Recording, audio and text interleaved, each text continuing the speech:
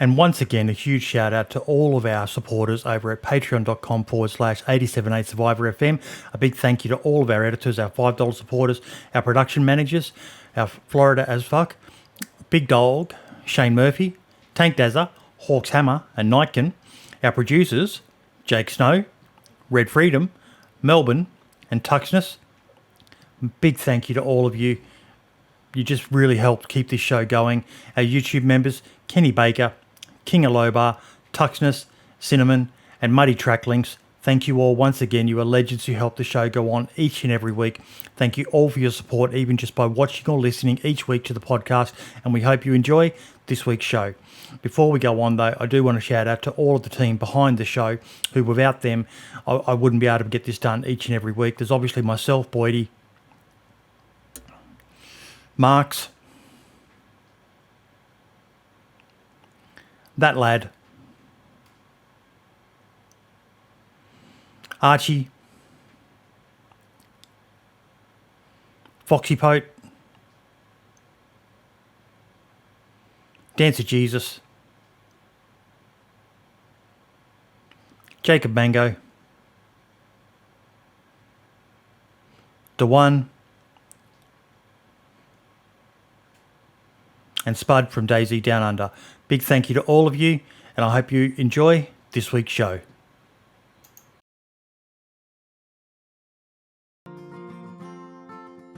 And we are live in 5, 4, 3, 2, 1. And welcome, folks, to episode 91 of the DayZ podcast. We are joined today, as always, by Lad and Marks. How you doing, boys?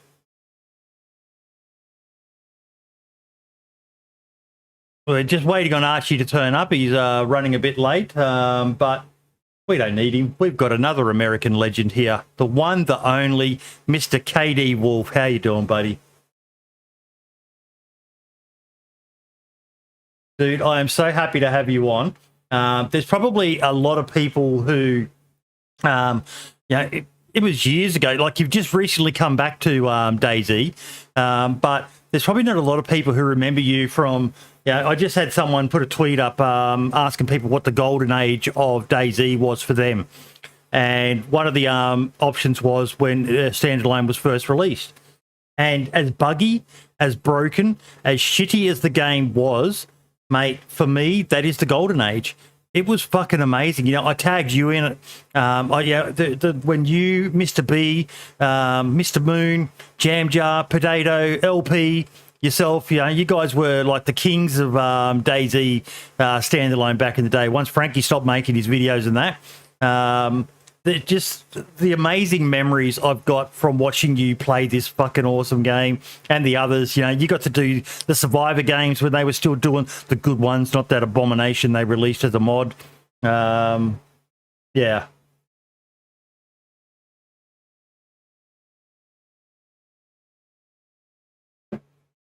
Yes.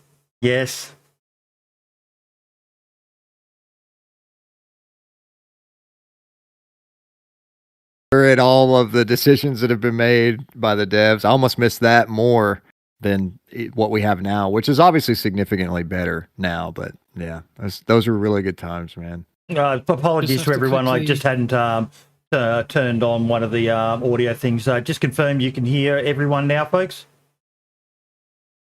Test 1 2 3. Testing 1 2. You Check. Can you hear me? Check. Yep. They can hear now. Awesome. So yeah, what we were saying was, I don't know whether you guys heard of it. KD said that even he kind of misses the buggy, broken version that DayZ was. It was, like you think back to just the experiences that even happened because of those bugs. It's kind of a unique game in that some people I know, they look back and they go, buggy, broken piece of shit, I'll never play DayZ again. But for those of us who were hardcore into it, it annoyed you, it frustrated you, but you can look back and laugh at some of that shit now, can't you, KD? Yeah. It was like all part of it.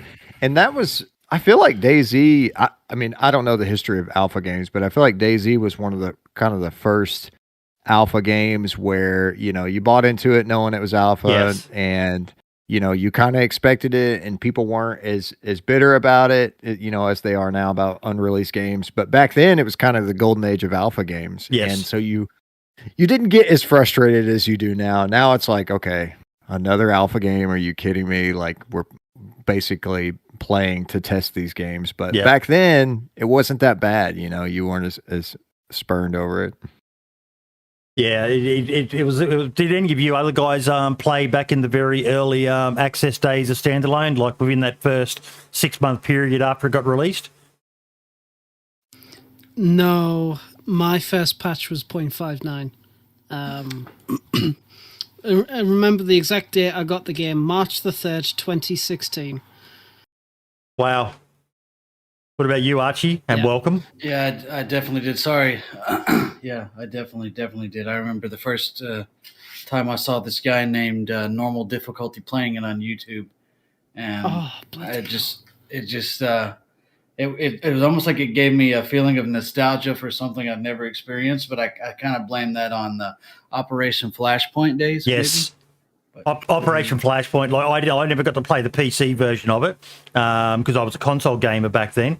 And then when I know it wasn't the Bohemia one, but when Operation Flashpoint got released on Xbox, I remember picking that game up and just going, "What the fuck is this? People are actually making realistic games." Because I just kept on dying because I was treating it like Call of Duty, just run in. And then my mind slowly kicked back and went, well, how about if I do this a bit more tactically? And I started engaging some of the shit that I learned in 9 years in the army, and I started actually completing the missions, and I was like, oh, man, I'm hooked. But I never really encountered anything like it again until I saw DayZ. What about you, Marks? Yeah, no, I think it was the same way. I had a PC that couldn't run Arma 3. Yep. I remember watching it was Soviet Womble's Arma 2 videos. He's another fucking legend, Soviet Womble. And, I got that and was like addicted to it, but I couldn't really get into I kind of came into it at the very kind of end when it was just dying out. I had my purchase date for DayZ here, October 27th, 2014. Yep. I still remember the exact spot where I spawned in. You know that gas station that's just outside of Electro? Yeah. As you're running towards Cherners or Chernogorsk, it was there, spawned in right there. And yeah, for years I was scared shitless of ever running into anybody. So I didn't really man up until like a couple of years ago. But my first spawn point too was Kami Wobo or whatever, way down there where, by Prison Island. There was a railroad station you used to could spawn there. Well, you mentioned Kami Wobo. It just reminds me of so much. KD, you'd probably remember it as well. I think Jam Jar used to call it Douche Rocks. Douche Rocks, yeah. Douche Rocks, yep. And the guys that would always sit on there, and he took it personally. Oh, Jam Jar did. He fucking hated people who camped Douche Rocks and sniped the fucking freshies. Oh, mate. Oh, dude, it drove him nuts, man. I remember we would get geared and then go back south after getting geared just to fight the people who were camping and killing freshies on Douche Rock because it was so frustrating, man. We had a lot of battles there, a whole lot of battles there. Mate, it's one of the things that surprised me is that there's never been really a return to the meta of Electro and Cherno used to be kings for fucking PvP. The whole meta of the game back then was you start on the coast, you go inland, you get the good gear, then you come back to the coast to fight, and triple blue and triple yellow and blue square in Cherno. The big sniper battles, people to get up in the apartments on the hill and be sniping down, and then the hills around Electro. Like there's that famous screenshot that DayZ uses of the person sitting down overlooking Electro. We've just never seen a return to it. Occasionally, but it was huge, wasn't it, Archie? I was going to say, I think it's, it's because they nerfed Balota and then they made it where you didn't spawn on the coast anymore. And, there's a lot of things that kind of played into that. They also nerfed Cherno. There used to be those military, I guess not really nerfed it. They kind of, brought some more tents back in. But yeah, definitely, they changed the landscape, which, people had to adjust and adapt to that for sure. We keep it saying, Katie Wolf, if someone recreates the OG DayZ standalone map from, with the Northeast Airfield, old Cherno, old Electro, there'd be a lot of people who'd be interested in playing that just for that vibe. Yeah. I think there'd be people who would play it purely for nostalgic purposes. Yeah. And then there would be people who would want to experience that never got to originally. Because now, I mean, the modding is great. I think the modding has literally kept the game alive. I mean, I don't think it's no offense to the developers at all, but I think modding is what's keeping it going on. But to be able to go back and experience that stuff for the people who did experience it back then would be amazing. And then to show, you're going to have a ton of people that would be like, hey, let me show you how things used to look and where we used to run all the time when the map was original and fresh. Yep. Yeah, like it's absolutely amazing. But we can't deny that what they've done now, and in particular, as you say, the modders. I've probably upset a lot of people, but I've always said that the modders, and even the map makers, the people who are creating these amazing new maps now, they're the true heroes that kept this game alive. Content creators can only do so much with what we had, but if it wasn't for all these amazing changes that we've had, then we wouldn't have anywhere near the experience that we can have these days. Well, that's it. It's like, especially these days, you have more of the developers who's more forthcoming with information. The modding tools that we have access to is just a lot better these days.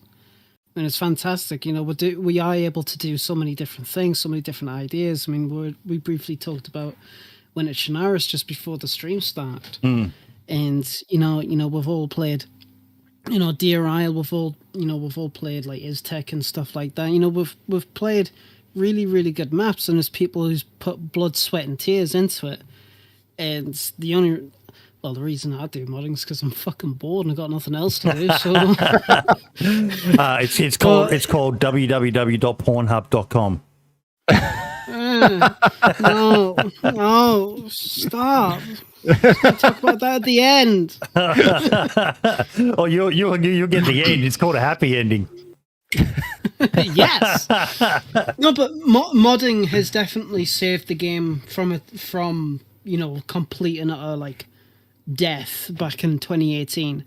And on the podcast here, we do a lot. We do sing the praises of the devs and modders as well.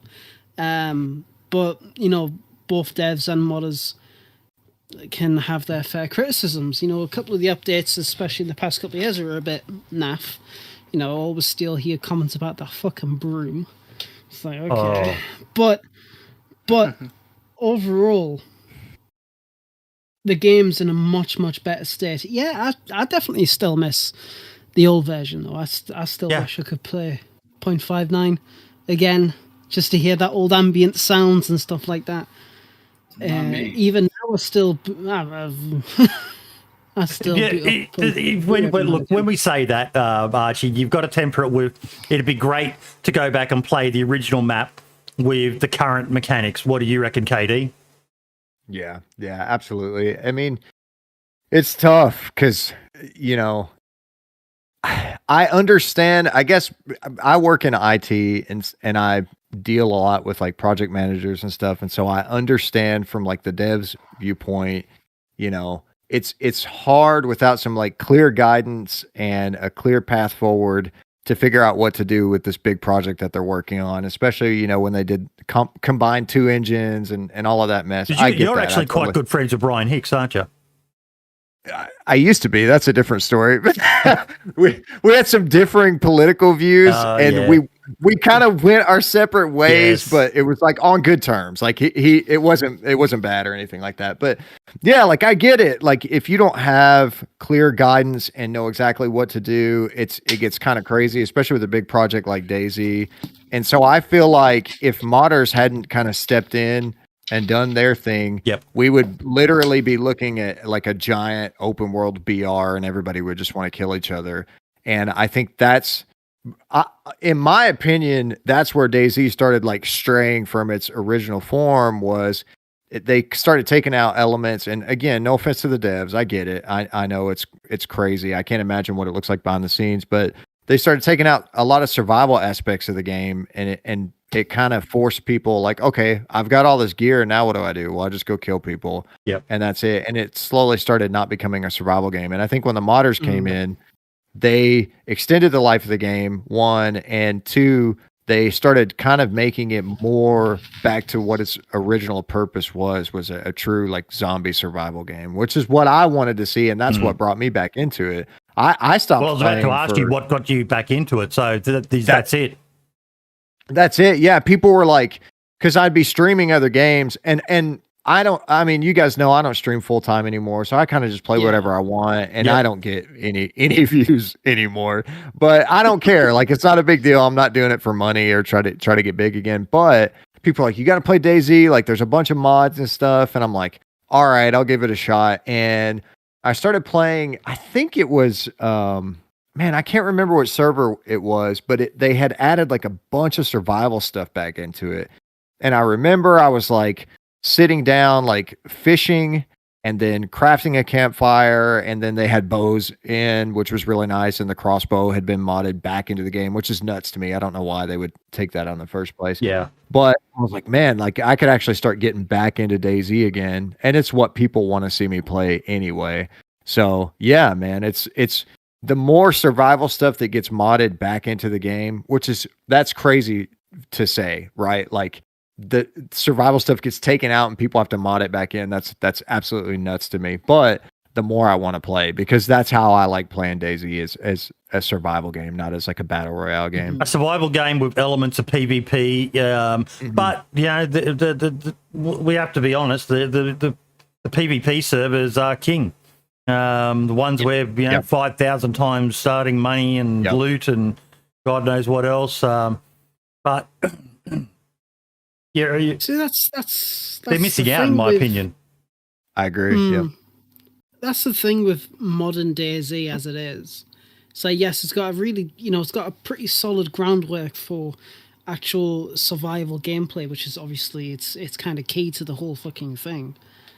But with the way that DayZ plays and functions, it's an absolute no-brainer that PvP servers are absolutely killing it right now. And they have done since alpha days. I mean, the 420 servers and stuff like that, and even more so when modding was completely, like, properly introduced. It's an absolute no-brainer, and now all the servers are trying all sorts of unique things to compete with each other, especially with the key card mods and stuff like that, and vault mods and God knows what. And it's like, it's really cool. Like, personally speaking, I don't like these PvP servers. They're not my kind of thing, but I absolutely love the content that these servers have, especially if it's like unique to that particular server. The first key card mods, when you made your video on Rearmed, that server it's still number 1 as far as I'm aware. Yeah, I think so. And it's like, all these servers that bring something unique to the table, and it's really great to see. It's really fantastic. I've got to check them out, actually. They've just opened a server in Australia, Rearmed. Yes, they did, yeah. So, as a modder, it's really, really cool to see what people can do with the Frankenstein engine that we have. And it's, that's just kind of like, the creative side of me. It's like, I'd love to know how these guys are actually able to do this. It's like earlier on, and if Domgraz's here, I'm going to quickly check if he is here. He's not, damn. But it's like, for the past 2 years, I've been on and off developing the Flashlight mod pack. I was going on about it in the podcast Discord earlier on. And I've spent the last, like, year or two or something like that to try and get this particular thing to work. And after so fucking long, I managed to get it to work. And it's such a small thing. In the grand scheme of things, it's pointless. But it's so freaking cool just to see what you can do with what you can get a hold of. And then you got, mods like the DayZ editor, which apparently is starting to become quite unpopular now on people on Twitter. Oh. We're talking about that later. Yeah. But DayZ, like I said before, it's in the best state it could ever be, both with community and modding. And I really can't wait to see what 2022 brings to the table. I think it's going to be really, really good, exciting. Yeah, definitely. So I want to talk more about the back in the day with you, KD, and mate. I know probably more than half the player base now don't get to realise, but you got to play with some absolute fucking legends back then, man. And I just remember, like, I said it before. No, he's smoking a cigar, not a blunt. Archie loves his cigars. No drugs for me, thanks. But yeah, so I was talking about just that golden age, and I remember sitting there watching the videos and the streams with Moon and Blackout and Jam Jar, and it pretty much seemed you, LP, and Potato were just these three fucking crazy motherfuckers who just somehow always seem to be around doing some of the craziest shit on those guys' streams, man. It must have been such a fucking honor to play with all of those guys. It was insane. I remember, so when I first started doing DayZ content, I was doing it on YouTube. I hadn't done it on Twitch, and I saw Jam's videos, and I messaged him, and neither one of us were like super popular or whatever at the time. He was definitely more popular than I was, but he had already been playing with Blackout for a while, and I was just like, hey, do you think I could, come roll with you guys? And dude, he said yes, and I was so nervous. And I told my wife, I was like, I'm playing with this big DayZ YouTuber. It's like, I'm so nervous, I'm stressed, I'm like sweating, dude, while I'm playing with them. And we just, I guess they loved me because I was like this redneck from America or whatever, and they just thought that was hilarious. And yeah, man, and we kind of hit it off, and it took off so from you there. were to them what Archie is to us. Yeah, if you were the redneck from the U.S., yeah, that's I prefer rural American, but yeah, but yeah, man. And then we got in step with Moon and all of those guys, and it was wild. It kind of took off from there. And but you really seem to bond with Potato and LB. Yeah. I feel like so Jam and Moon and B are more of like the almost like RP, kind of really like they like the interaction type content, and that's great. And obviously there's an audience for that, and people love that. And then me and LP and Dato are more just like the jovial, like, are we going to shoot this guy that's running with us or not? I don't know. Maybe. Like, I still remember one time, I can't remember the guy's name, but I had like befriended this dude, and we were like best buddies throughout this whole play session. I've been streaming for like 4 hours, and Dato just like offs him because he does like one thing that he thought was shady, and it just broke my heart. I was so devastated. But I think, for us, that was like, you had no idea if that was going to happen or not. And that was kind of the draw. So we were more like the comedic relief in the content, and those guys were more like the more serious, like role playing type you stuff. did Survivor games with Potato, didn't you? Yeah, I did both of them with Dato, and I think the first time Minder killed me. Minder, I always say Minder. Minder killed me right at the beginning. Yep. With a Longhorn, and then the second one, I forget who killed me. To put this in perspective, from memory, Minder got in not because he was big, but because he won the lesser known people of DayZ playoff battle. Was that it? I think that's the case. If I'm wrong, I apologize, but I'm pretty sure that's how small Minder was back in those days. That he had to go. That was huge. Yeah, he's fucking massive. Yeah. And then I remember the second Survivor games, I died first, and Dato actually cut my body up and put me in his backpack because he was going to try to win. I remember that. And bring me along. So yeah, man. I think you guys died outside one of those brown log cabins from memory. Yep. That was it. Yep. And he was heartbroken. Me with a shotgun. He was absolutely heartbroken. Like, we were never really good at that. Mark's doesn't like the idea of the Survivor games, but I remember watching them live. I remember being up at like 2 a.m. in the fucking morning here in Australia on a Monday morning so I could just watch them, because for some reason they always did it on fucking Sundays in America, which was Mondays for us here in Australia. But I just wanted to watch them because it was the who's who of DayZ. Plus, after the first few, they started having these playoff battles where up and comers could enter in, and basically in elimination, the winners of it would get to enter as a duo and go up against. And there was some of the names in those Survivor games back then, mate. You had Summit, Syndicate, Lyric. Just some guys who are, they're top fucking 0.1 percenters on Twitch to this day. And they were all, Survivor games broke new ground. There'd been nothing like it on Twitch. Right. And it was weird too, because I remember I would talk to those guys in the lobby and the pregame and stuff and just be joking around, because back then I didn't know anything about Twitch. I had just started streaming. I didn't know anybody who was anybody. So just hanging out and talking with Lyric and Summit and those guys, and then realizing later, now that I'm a washed up streamer, I'm like, bro, those were the big guys at Twitch. It's wild. It's wild. You got some great memories though, mate, and you gave some great memories. That's the more important thing. Like I said, the other three were, they were bigger, but that was because they were more polished, and their content was the interaction focus. Whereas you three were just amazing to fucking watch, because as you said, you just pretty much just played by the seat of your pants. You weren't really looking for a story out of every potential interaction. You were just having fun. It was great to watch. Three mates just playing DayZ, and the other three that I tagged in that post I was talking about earlier. The only ever thing I've seen similar was the Running Man, Super FT, LOL, and Barely Infected.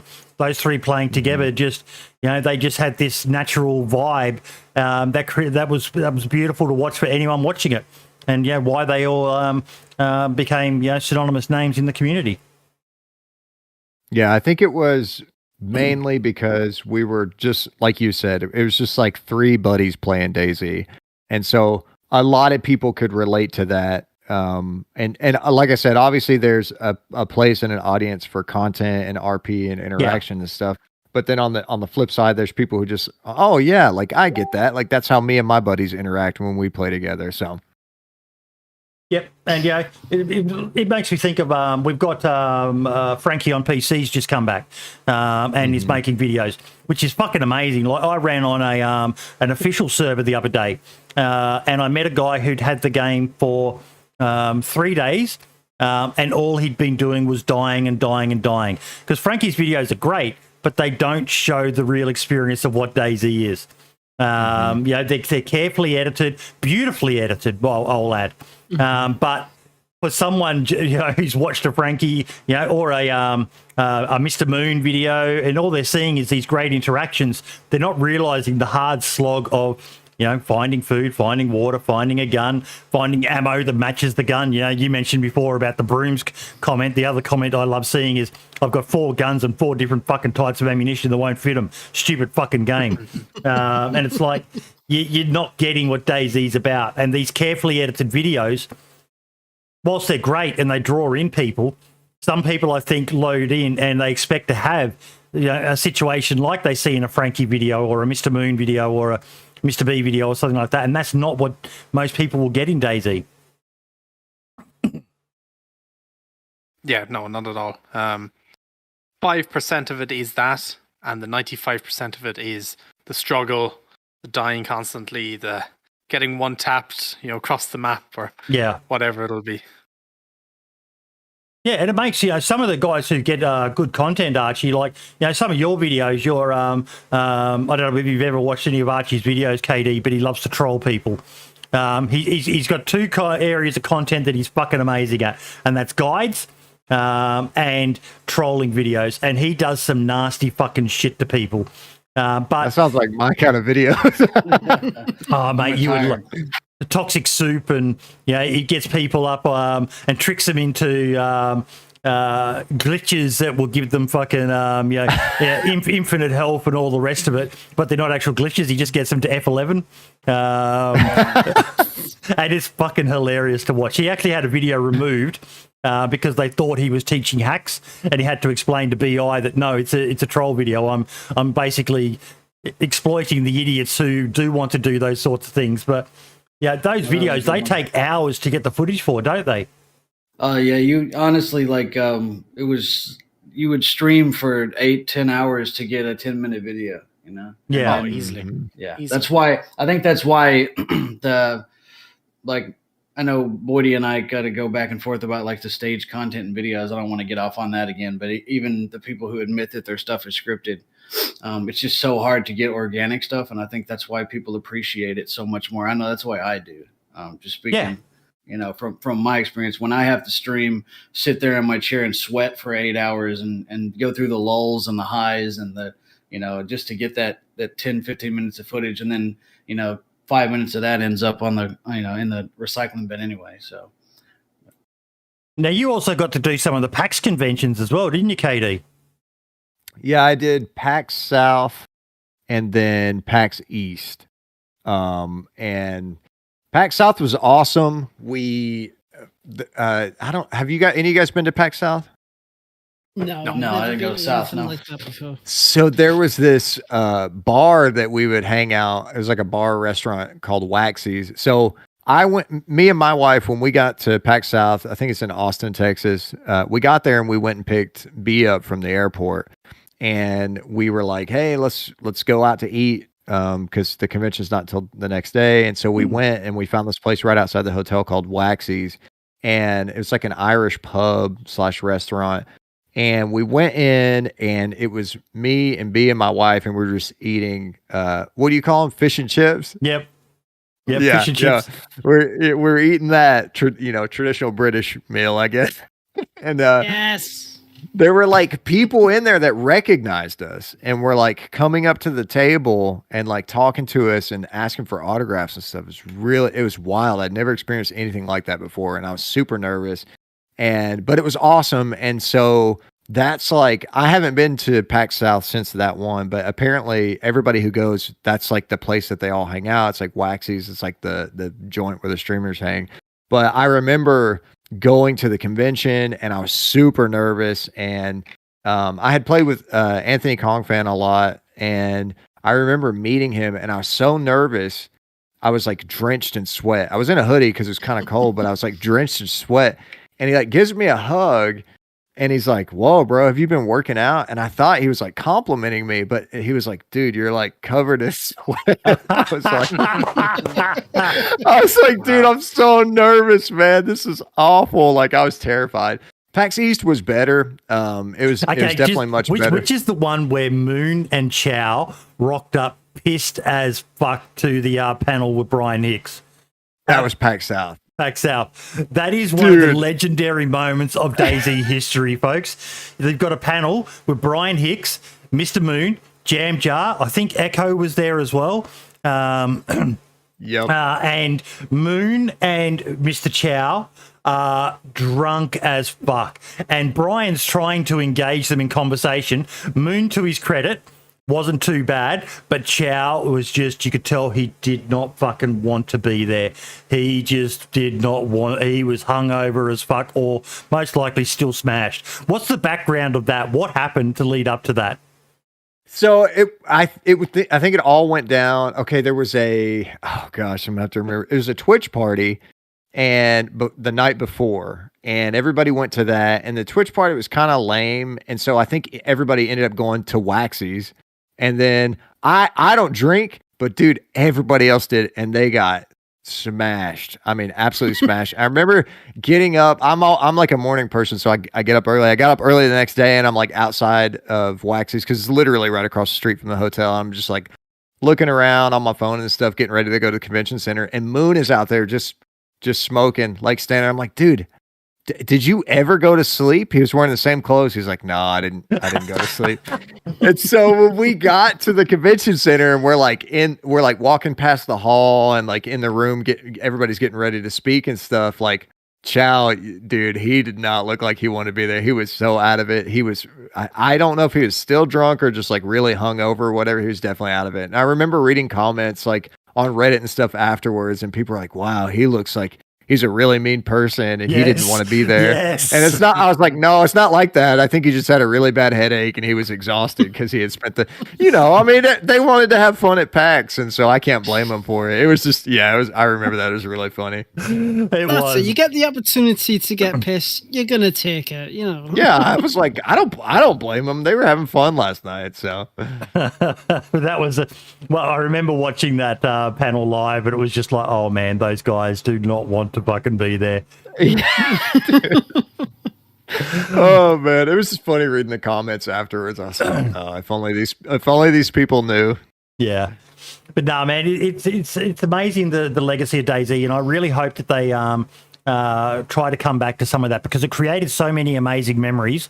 That not just for the people who got to go like yourself and that, but for the fans of the game as well. It was awesome seeing these panels where the likes of yourself and all that were up there talking about DayZ and just sharing these memories and helping promote the game in a way that it really needed. Yeah, it's kind of humbling when, like, a few weeks ago I was streaming and a guy comes in and he was like, dude, because I'm the kind of person where my memory, I live very much in the moment, and my memory is not super great unless you remind me of something, and then I remember everything. Like, I would not have remembered all of that stuff about Waxies if you hadn't brought it up. Yeah. And so this guy comes in and he's like, bro, do you remember like this and this situation that happened with this and this streamer and you? And he was like, that was such a good time in my childhood. And he's like, I've already graduated high school. I'm in college now. I'm like, not only am I like honored and like I was part of this kid's like, childhood, but I also feel really old at the same time.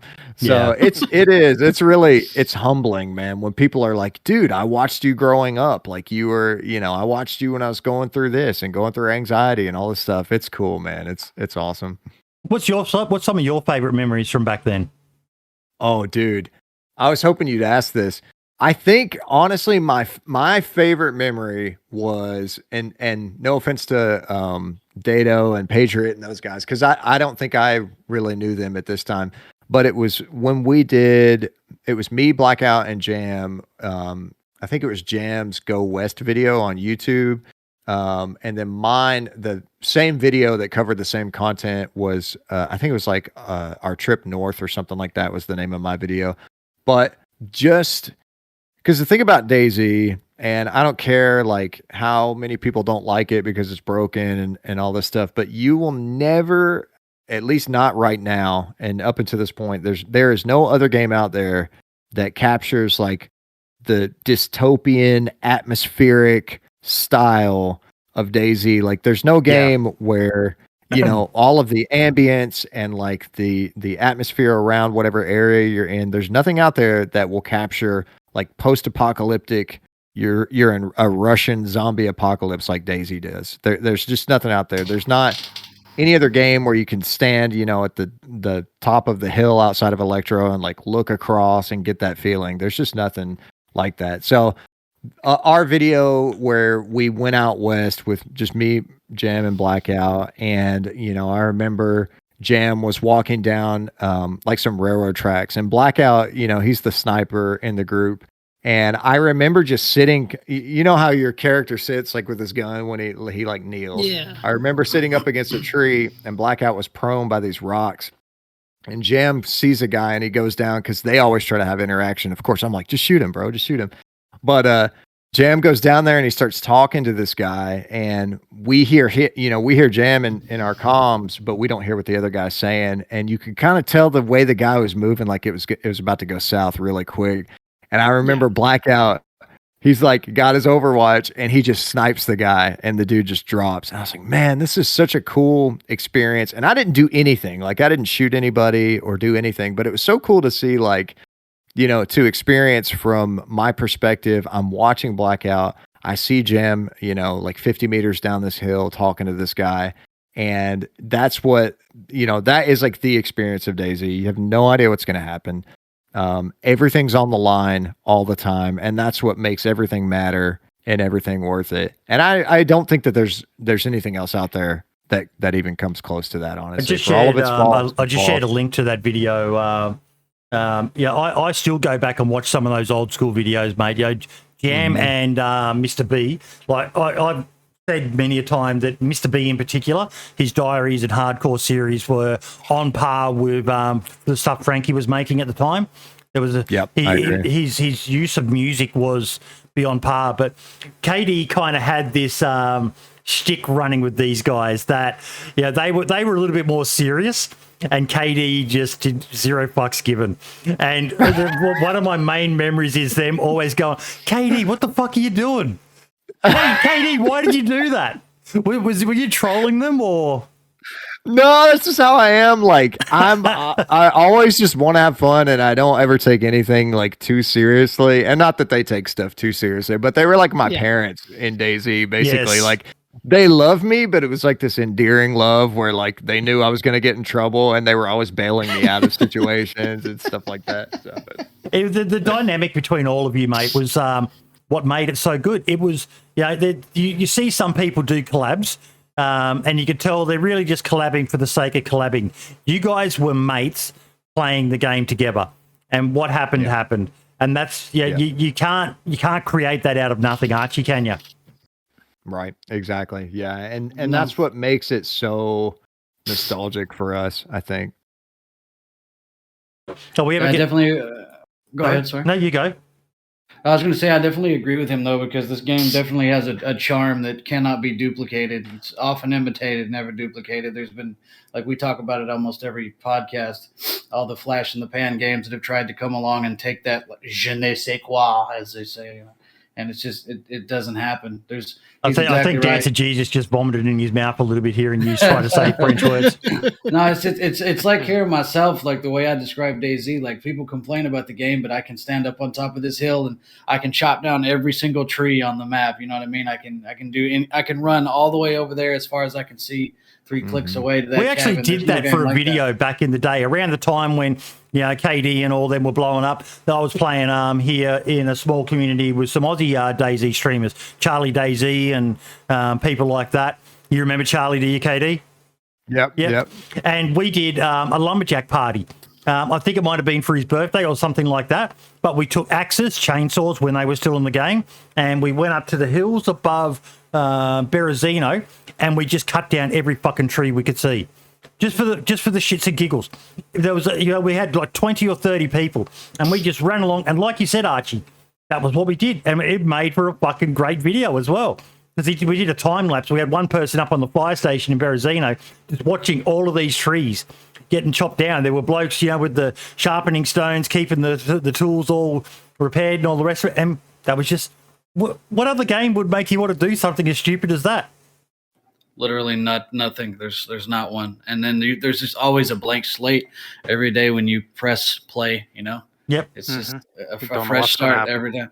Yep. Run, die, retry, do a little better every time. That's why I just don't even get upset when I do, lose a character or whatever.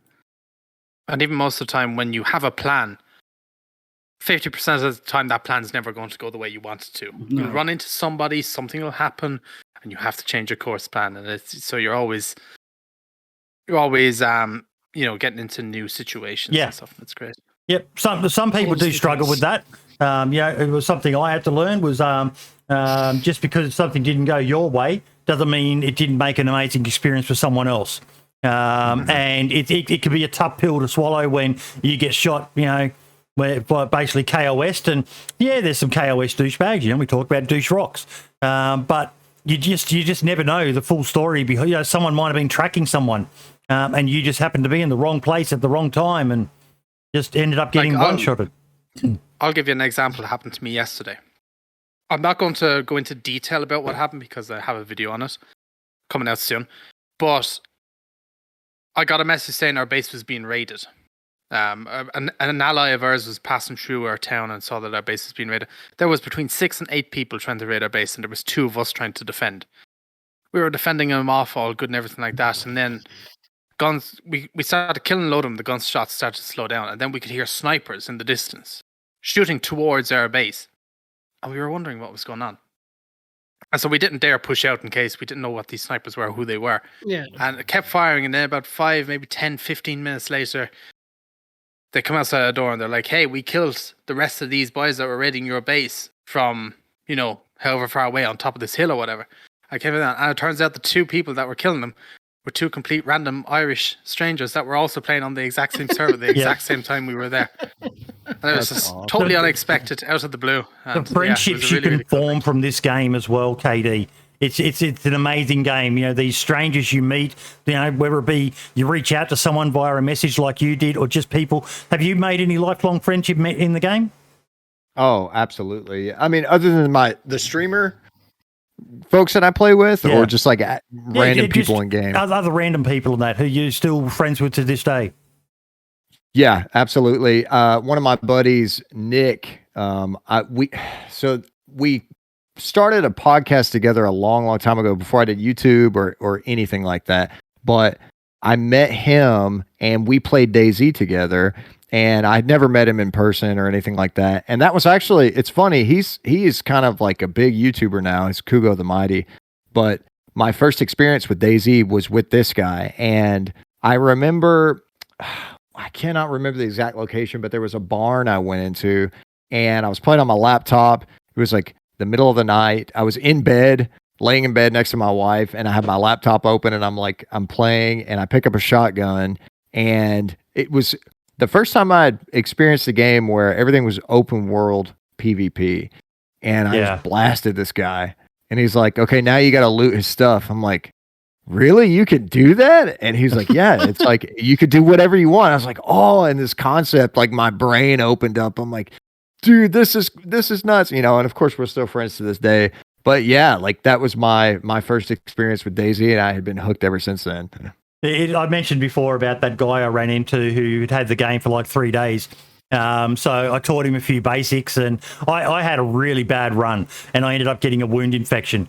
And he literally still had no clue about the game, but I taught him, you know, about fruit spawning under trees and chickens, and how you can harvest the parts and make a fishing rod. And I showed him all of this stuff. And then we went into this house, and I had the wound infection then, and I was making the grunting noise, and we'd already been to the medical centre, and I was just like, I can't be fucked. So he went up a set of stairs, that house with the little attic above it where the stairs go up into it, and he was at the top, and I went to the bottom of the stairs, so I blocked him from coming down, and then I F11'd in front of him. And he's sitting there looking at me, and he's going, like, what are you doing? Is this some sort of weird ritual? Or something like that, and I didn't say a single word to him, and I just F11, and all I could I just did it with a knife, and all I could think was he's probably sitting there going, what the fuck just happened? He's probably going to remember that for, you know, the rest of his life, because, you know, you remember those people who help you when you're new to the game, and this random guy who helped him and then just pressed F, he just committed suicide. What the fuck? He probably didn't even know you could commit suicide in the game, because he said literally all he knew about DayZ was watching Frankie on PC's latest videos, and he thought he'd give the game a try. It's amazing what you can do in this game, and the relationships you form with people who you meet in the game. You know, the betrayals, the friendships, lad. It's just amazing. Yeah, it absolutely is. I've met some really good friends along the way. I've joined some really, really interesting communities before, you know, getting involved in modding. And DayZ, like, you know, we were talking about before, no other game has even come close to being that actual DayZ killer, because what DayZ offers, you, as Archie said, you can't duplicate it. You just absolutely cannot. And that goes for both like the atmosphere and the vibe of the game, but also the connections that you make with other people. Like, what other kind of game can you, right now, literally, you spawn an Electro, you hear a bunch of bloody gunshots going around, it's like, right, okay, what's fucking going on? You run into the town trying to get some food, and then you see, like, an absolute spurg rush of people just, like, trying to get this one guy who's, like, camping in, like, the hospital or something like that with an AK. And it's like... And then you meet people along the way and you make some really, really good memories, and like, I can't think of any game that actually lets you do that at all. Who's going to get emotional over there? You're right, though. Yeah, he's right. Like, I would say 50% of the people in my Discord are people I met in DayZ that I didn't have gasoline to feed them that day, so I ended up being friends. You are spared for now. You just made me think of something then, Archie. There is... one of the disappointing changes they made was that you can't force feed. What was it again? Alcohol tincture. Yeah, alcohol tincture and disinfectant to people anymore. Yeah, that was almost like a bit of a ritual back in the day, wasn't it, KD? Yeah. Oh, you're new to the game, are you? Yep. Here's something to drink, or let me give you this, and then you'd poison them, or even doing it to your buddies is fun too. Maybe they took that out because they're going to add in some new way of force feeding people. I mean, that would be interesting. Conspiracy time. Get your tinfoil hats. Yeah. Oh God, no! Please don't. But no, it's DayZ. It's like it's really good because one day you can't just be like you can't just be a hero. You can try and help everybody as much as you can. You know, try and keep safe. And the next minute, you're an absolute arsehole who'll just eat anybody and everybody. You know, it just depends on your mood. Huh? Yeah, exactly. And it's like it's brilliant. Like I've got a friend group who we used to absolutely bash the living hell out of DayZ like last year, the year before. And it would be like every single night or every other night, it would be like, right, okay, let's find a server, let's go in. And it would be the case where we'd instantly run to a trader, get kitted up, and then we just go out to find the biggest base, the biggest group, and just shit them up just for like maybe 10 minutes at a time before we get absolutely destroyed. And we just go back to the trader and just do whatever. And it was stuff like that. It was like, it's funny. It's great. And it's something I really like looking back on. So, you know, DayZ is just, man, it's a good fucking game. Get him a tissue. I mean, if my eyes do water, I'm genuinely, absolutely shattered. My eyes are burning right now. So yeah. There's no other game either that really gets your heart pumping like DayZ, because everything matters, no matter what, all the time. Everything matters. There's no, unless it's a modded server and there's a safe zone, anywhere else. True. Everything matters. Like all of your gear matters. Anything you pick up, if you lose it, you lose it. I mean, that's how the only other game that I think that kind of comes close is EVE Online, but even in EVE, there's safe areas. In DayZ, it's just, you never know what's going to happen. You have no idea. Yeah. In my experience, it introduced gear fear, like there wasn't, because I mean, people compare it to Escape from Tarkov, but even then you can insure that stuff, like there's nothing. You get it back, well, the only insurance you have in DayZ is that maybe it won't get ruined and maybe your buddy will dump in the bush and you can run back in time, but most likely not. Yeah, I think too. Games... Go on. Go ahead. No, you're good. Go ahead. That's the thing with like a lot of games that tout themselves to be like DayZ killer. They take the DayZ formula and then they change it into something that's just not recognizable at all. It's like people saying at one point that Rust was a DayZ killer, and Rust is a completely separate being altogether from it. And this new game that's going to be coming out maybe day before. Yeah, fucking the scam before. Well, that's just all. People are always going to try to capitalize on that gap in the market, that hole. It's not going to happen. I mean, I'll be the first one to admit it if it does. But there's been so. Okay, many so basically, what you're all saying is that everyone who tries to imitate DayZ will fail. And I agree. Yes. Yeah. But no, maybe not. Maybe not. There could be one that comes along that's, on par, maybe, but it's never going to imitate the charm, And that's why I think it's good that these games like Rust, they've done their own spin on it. Scum, it's done its own spin on it. They're not trying. Sometimes they say, like Thomas Love behind Scum. He's been, there's a few tweets out there where he's basically saying, we're better than DayZ and all the rest of it. I don't like it when they do that. I don't like people doing the whole my dick's bigger than yours thing. But Scum is still an amazing game. I don't know how many of you have tried it. I enjoy it. I haven't played it in a while. There was that patch there where I was playing it quite regularly, streaming it quite regularly. But it's different. And that's one of the things I like about it is, despite what they say, the game isn't DayZ. It's a MMORPG version. You know, you've got skill attributes and skills that, you know, make you shoot better or that make you hard at the spot. Whereas DayZ is just a level playing base. The only difference is your skill as a player and potentially your internet connection, the power of your computer might give you a slight advantage over someone else. Other than that, RNG, RNG sometimes. Yeah. Other than that, everything's a level playing field. When you think of it nowadays, like all games have skill-based matchmaking in them. But the only kind of, I think, genre that might not, that shouldn't have any skill-based matchmaking in them is literally the survival genre. Yeah. So like when you go into like a DayZ server, they're not putting you up against people your same skill level. You could go into people that are 20 times better than you, or you could go into people that have just picked up the game. And I like that fact about DayZ, and I think that's one of the things that makes it unique, is that it's not one of these... But it's a game that also rewards your experience. Like, I got in a lot of trouble some time back when I interviewed Mr. Moon, and the topic of the Running Man came up, and I called the Running Man the Everyman. And he got a bit upset about me calling him that. But my whole premise with it was, now you look at someone like Smoke. Smoke is a PvP god. The guy could probably play fucking esports level in some of those games. Toprek's the same. Toprek is just a phenomenal PvPer.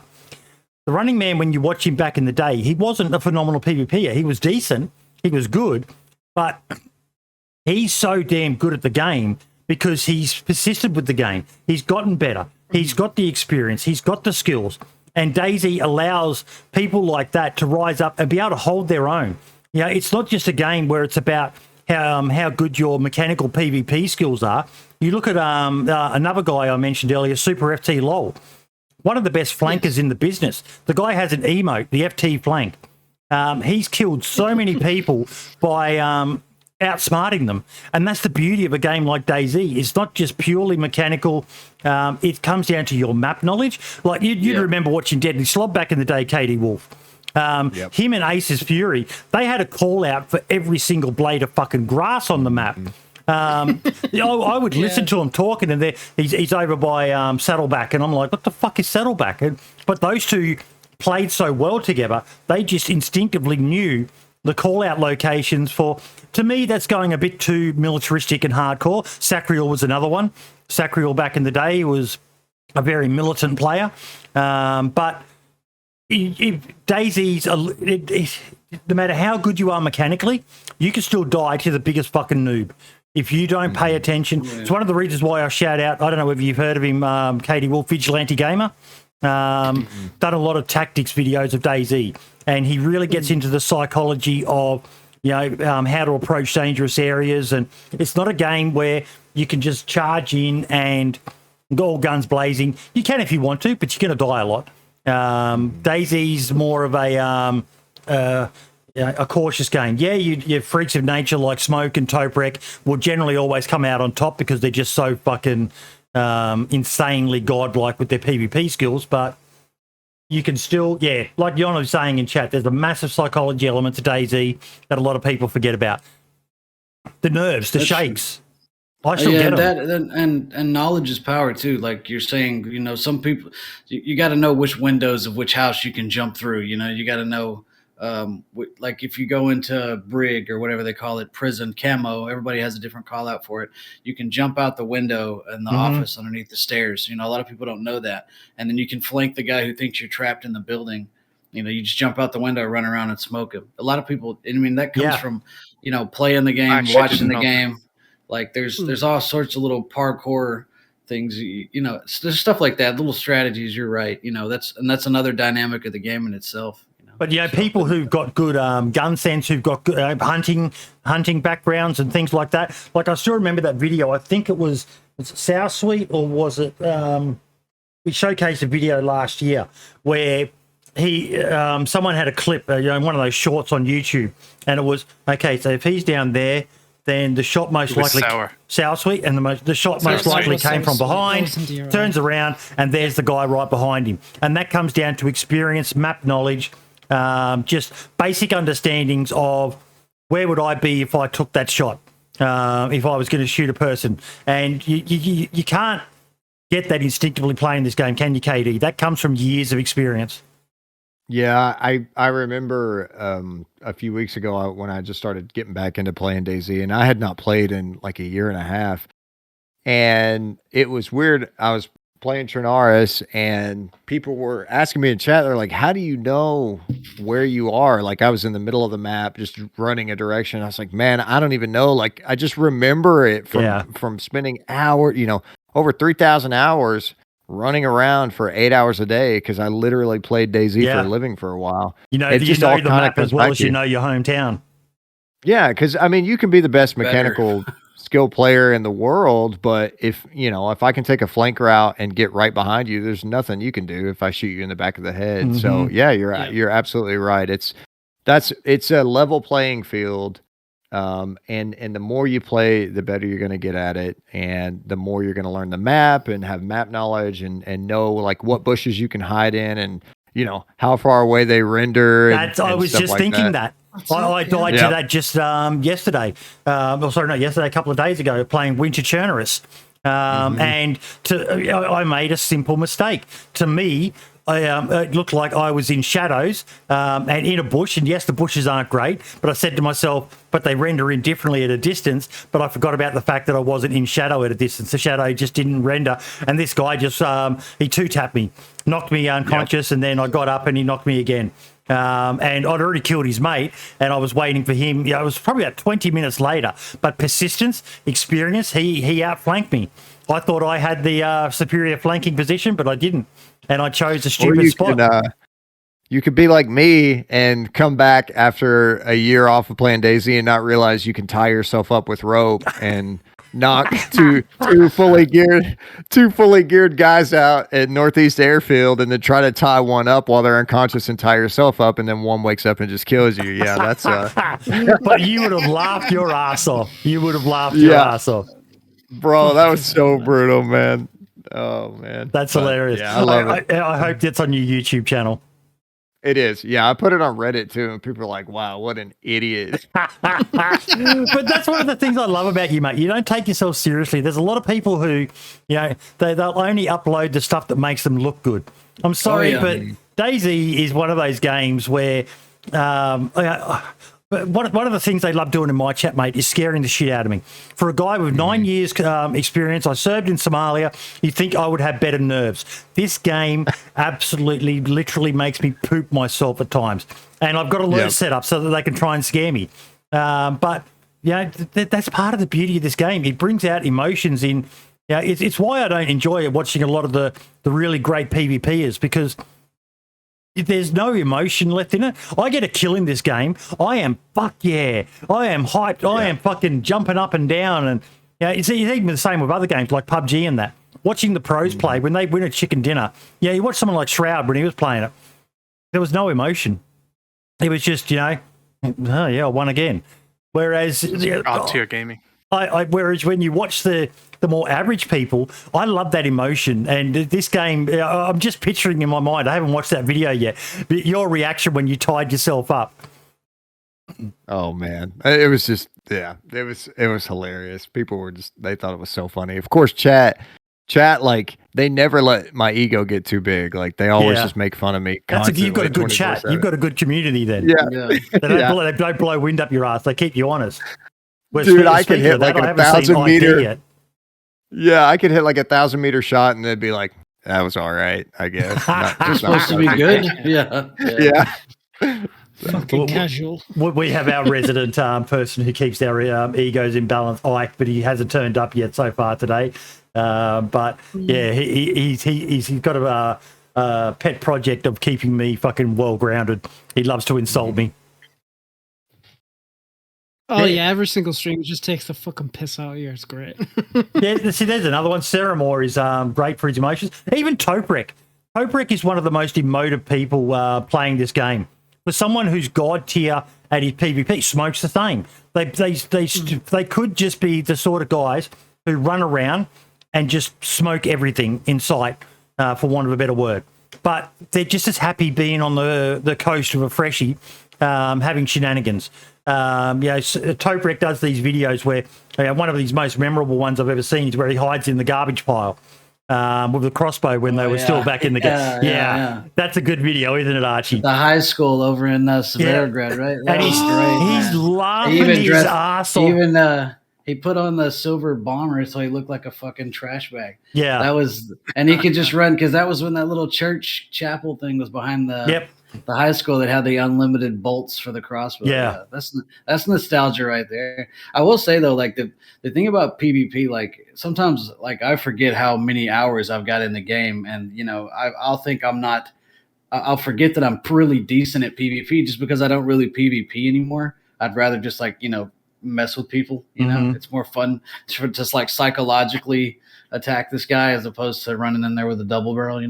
I don't know. That's again more dynamics to the game, but I've noticed Toprek and a lot of the other guys. It seems like they're getting bored with the run and gun. And now they're starting to troll, which I love seeing. And we talked about dynamics before. You Toprek and Minder and the boys. Wicked and the rest of them, they've got another great dynamic. That's a bunch of mates who are playing together. I have to ask though, KD, has your style of play changed since you've come back from what you were back in the day with the boys? I think this is a result of the way that the game's content has gone. I will get to a point where I think back in the day, because I streamed all of the time, I did try to interact with people when I could. I wasn't just KOS all the time. And now I'm kind of, at least if it's not a very well modded server, I get kind of bored. And I think a lot of people do this, and they're like, okay, well, I guess we'll just go kill people now because there's not really anything else to do. And that's been a frustration for me too. And why I'm so grateful for modders is because of all of the, like I was saying earlier, all the survival stuff that they've taken out of the game. A lot of people now, and like you guys were saying, the big servers are the PvP servers. But I think that there is an audience for, just straight up crazy PvP and BR type modes. But I also think people don't really know what they want. And a lot of the people who are coming into this game and just thinking that it's a PvP game and kind of like an open world BR, they haven't experienced like the survival aspect of the game because so much of that has been gutted from it by the devs. And like I said, again, I understand project management and software configuration and all this stuff. I get it and development. But at the same time, it really does suck that it's steering more away. At least the baseline game is steering more away from survival and more into. There's actually a bit of hope. There's a bit of hope. Happy Bombs is another DayZ streamer, and he's probably one of the pillars of the DayZ community. The guy never gets into drama. A little bit of drama found him recently, but we won't really talk about that. But he's actually just started a more hardcore style server. And it's fantastic to see because he's got his other servers, and I tried out Zero. Which one did I jump on? 01. IzTech, I think it was. IzTech. I jumped on the IzTech server, and it was pretty much just PvP. Everyone was just running around shooting each other, and I was kind of like, oh. But he's decided to also launch a more hardcore, lower loot and a few, carefully selected mods and things like that. There's another server, Churnerus Has Fallen, which is extremely hardcore, more survival focused. I know that there's another project that I've been invited to that we had the guys on for the Christmas episode, Genesis. You might want to check that one out, KD. That looks incredibly fucking like they've got underground bunkers that you can build. And it basically it teleports you when you enter the bunker to the bunker. So it's not actually putting the bunker directly underground, but it's just a way that they've overcome the limitations of what they can and can't do. So when you create one, it just randomly creates a bunker somewhere, and it teleports you between it when you come in and out. And what was the other? They've got a base raid alarm that will send you Discord notifications. Saying your base is, so they're really coming up with some amazing ideas. Now, there's another map I've been invited to play. I'm not allowed to stream it, but I'm going to actually mention it. It's basically, it's making use of the new Raft Mod.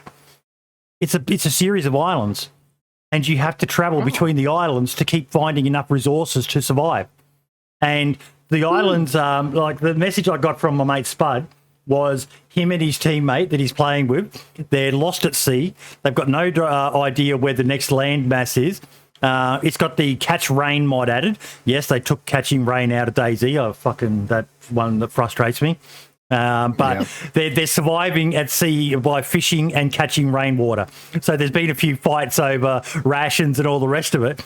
But I haven't had a chance yet, but I can't wait to get on and play this server for the survival experience that, it's a bit like Stranded Deep, or I think there's a game called Raft.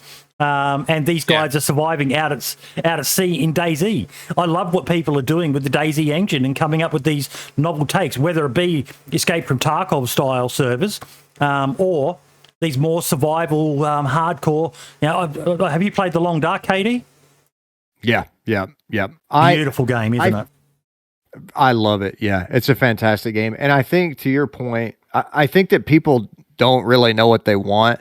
And if you can give them that survival experience, especially the people who are just like all hardcore PvPers, I feel like they'd be more addicted to the survival experience than they would the PvP experience. Most of them. And that would keep them coming back, because I know when I jump on a server and there's just guns everywhere and loot everywhere, I'm bored in like 30 minutes. Yeah. And I'm ready to just stop playing DayZ. So I think that if we can get back to that, I think that DayZ would be around for a lot longer than just. It's a hard thing to do, though, to create a good survival server. I tried it and I failed with my Dean's Bean server. It never took off because creating the right balance of hardcore is the challenge. You can go. Right. I went, for want of a better word, I went autistic with it, and it wasn't fun for a lot of people. Some people enjoyed it, but it was only a handful. Combine that with the fact it was based in Australia, it was never going to succeed. So you've really got to be careful. There's really no audience for it, though, and I know everybody likes to say there is, but there's so many people trying to fill that void with hardcore server, and there's already established hardcore communities that aren't going to be dethroned. And right now, because Doug, I mean, they're struggling along. Really, I don't mean they're going to come at me for that, but I don't care. That's just the way it is. They're a great server, but right now with the changes to the Steam community, there's a lot less hackers in vanilla. So people that want the vanilla hardcore experience can just go play it over there. Vanilla is hard. You know what I mean? A lot of these hardcore servers aren't even hardcore. Like Dumpgrowl will sit and talk to you ad nauseum about that. If you want the hardcore organic experience, go play on vanilla. Go play on official. You don't really need these. Like, I mean, I get it. I like, but right now, like, they're bringing the survival elements back in. The snares are back, the fishing traps are back, the wound infection, the broken legs. The only thing really that we're missing that from the old days, I think, besides Indiana Jones Red 9, there is the bows and crossbows, man. I mean, and. What are they going to give us after they give us that? Then what's everybody going to be waiting on? Besides Ragdoll, but I want the crossbow back so bad. Yeah, I think the experience is there. Oh yeah, there you go. I was waiting for that one. I think the experience is there though, man. If you want the hardcore experience, especially if you have Livonia, go play Livonia Vanilla. You're not going to run into hackers. You might run into some guy glitching, but it's. Can you sorry to interrupt, but you just said about Steam changing something about. So hackers are not as frequent on vanilla. What's all that about? This is the first I'm hearing about it. Basically, over Christmas, the main part of Steam was banned in China. Right, yeah, I heard about that, yeah. Yeah, and because of that, the Chinese players aren't able to play games. We've got to be very careful how we word this, or we'll be called racist. You racist. They can call it xenophobic all they want, but I mean, it's removed a large portion of hackers and cheaters from the game. Yes, that's just facts. And that's not just not to generalize, right? I know where Mark's was trying to bait us into that one. I could feel it. I'm trying to get the content so I can get another 100,000 view video. Come on, DayZ podcast host call out China as a. Fucking hell, this is how I go up, boys. This is it. This is how I go. This is the second time around for Archie. He can tell us what we need to do. Archie, No, I mean, Archie did a was video, KD, that was called High Pings, and his argument was perfect. And he used the word high pings, and he spelled it H-A-I and then pings, which sounds kind of Chinese. And some people got their knickers in a twist about it being racist and all the rest of it. It wasn't. He was talking about the fact that these people from China were joining servers and they would have a high ping, which gave them... In retrospect, I will say it could be like perceived as insensitive, and I see that in retrospect. But, you know, then again, I'm a grown man, and imagine being a grown human being and being upset about a word, you know. Yeah. Dude, typically when I stream, a beautiful friendship is forming here between Archie and KD right now. Yeah, because half of my stream just turns into political conversation how ridiculous and sensitive people are. And I've had people come in and they're like, "Oh gosh, I don't want to hear about politics and all this stuff." I'm like, dude, people have to be able to talk about this stuff, man. Like, that's the biggest problem in modern Western society, is that people can't talk about this stuff, because if you disagree with somebody, then you're immediately like excommunicated. You're racist, you're xenophobic, whatever, you know, you're a bigot, whatever. And that's not how it is, right? Like, conform to my ideology or be ostracized from my group. That's it. That's what people have got to remember, is that just because we disagree doesn't mean we have to hate. Look for the fact that it's great if you're surrounded by a bunch of people who all they do is say, yes, you are right, yes, you are right, yes, I agree, then you need to expand your friend circle. You need to get people who disagree with you. That's the thing, though, and I mean, we're going to get off the rails here, but when you talk about that, that's just echo chamber BS. That's where people are comfortable, because they don't have to have their beliefs challenged, and they don't have. They can sit there in their state of, you know, cognitive dissonance, and it'll never be, you know, challenged by anyone. That's anyway. I don't want to go there. I apologize. I feel like I took it there. No. It's a great thing, because it even applies to when it comes to DayZ. You need to be mixing it up with people who play differently to you as well. Because otherwise you get bored. You see so many people. One of the things I hate saying is DayZ's boring. No, it's not. You're boring. You're the person who's boring. If you're getting bored with it, find something else to do. It's a blank canvas. If you can't look at a blank canvas and think even as badly as I draw, but if you can't look at a blank canvas and think of something to go on there, then you really, really need to get some life experience, because there's so many things you can do in this fucking game. Look at the people we've got on here. Archie, you're best known for your base rating. That's your fucking thing. Archie, he sees a base, mate. The pants are off, dick in hand, and he is fucking raid tooling his way into that. Me, I'm the guy who, KD, you're going to be off fighting with fucking Potato and LP. Come back and I'll have a nice hot meal ready for you boys. I'll have been out hunting and crafting a fire. And she's domesticated. Yeah, I'm the base bitch. I'm happy when I've got a base to get organised, and that's why Moonshine, my mate in chat, me and him get along so well, because we love organising things like that. Marks is he does a bit of base raiding as well, but he's more of a PvPer. Lad, he's into the fucking modding side of things. He's our technical guy that we turn to.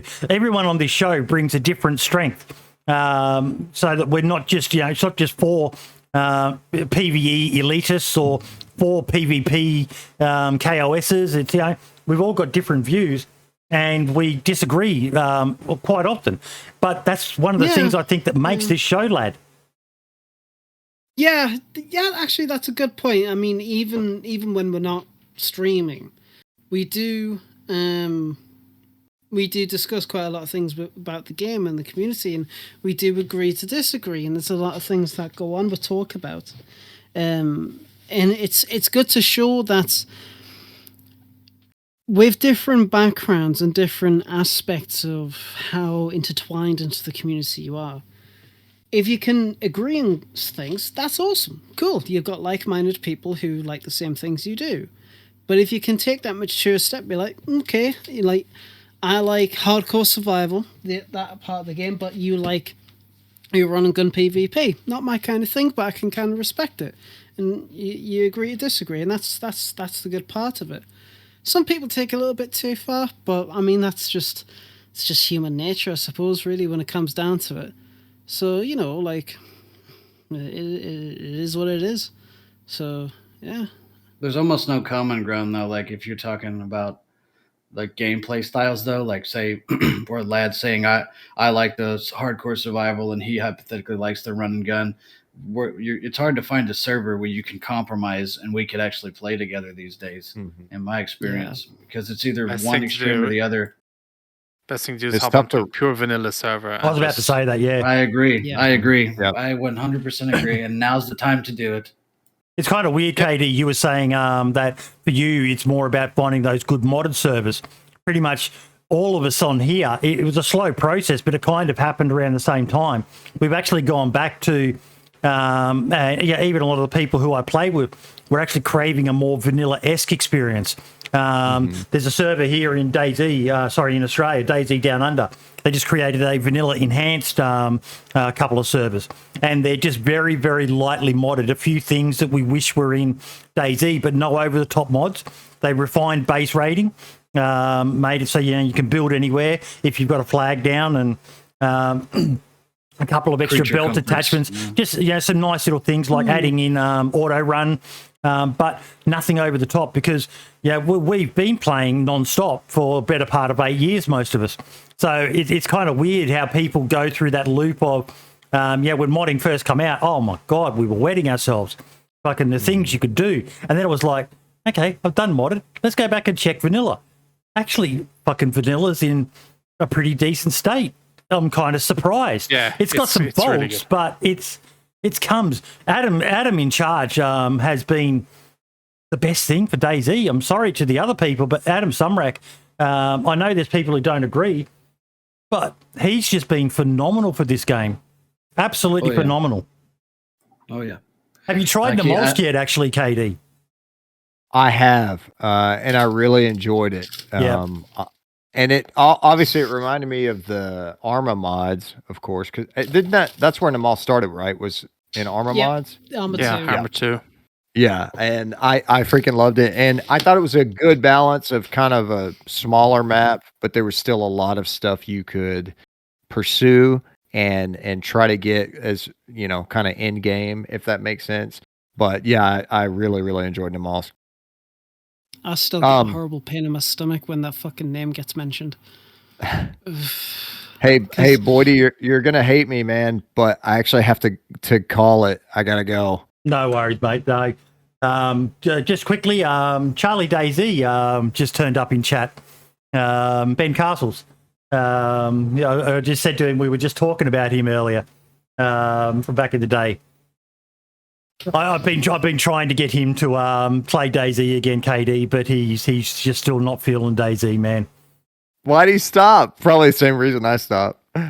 He just moved on to bigger and better things, mate. But yeah, he tried DayZ again, but he couldn't do it. But KD, thank you so fucking much, mate. You did tell me. I think we've had you longer than you planned to be around, but once you get talking, it's kind of hard to stop, isn't it? Yeah, I'll have to come back again to where we can just go for like hours and hours. Just so everyone knows, KD has a galar on tonight, as he told us.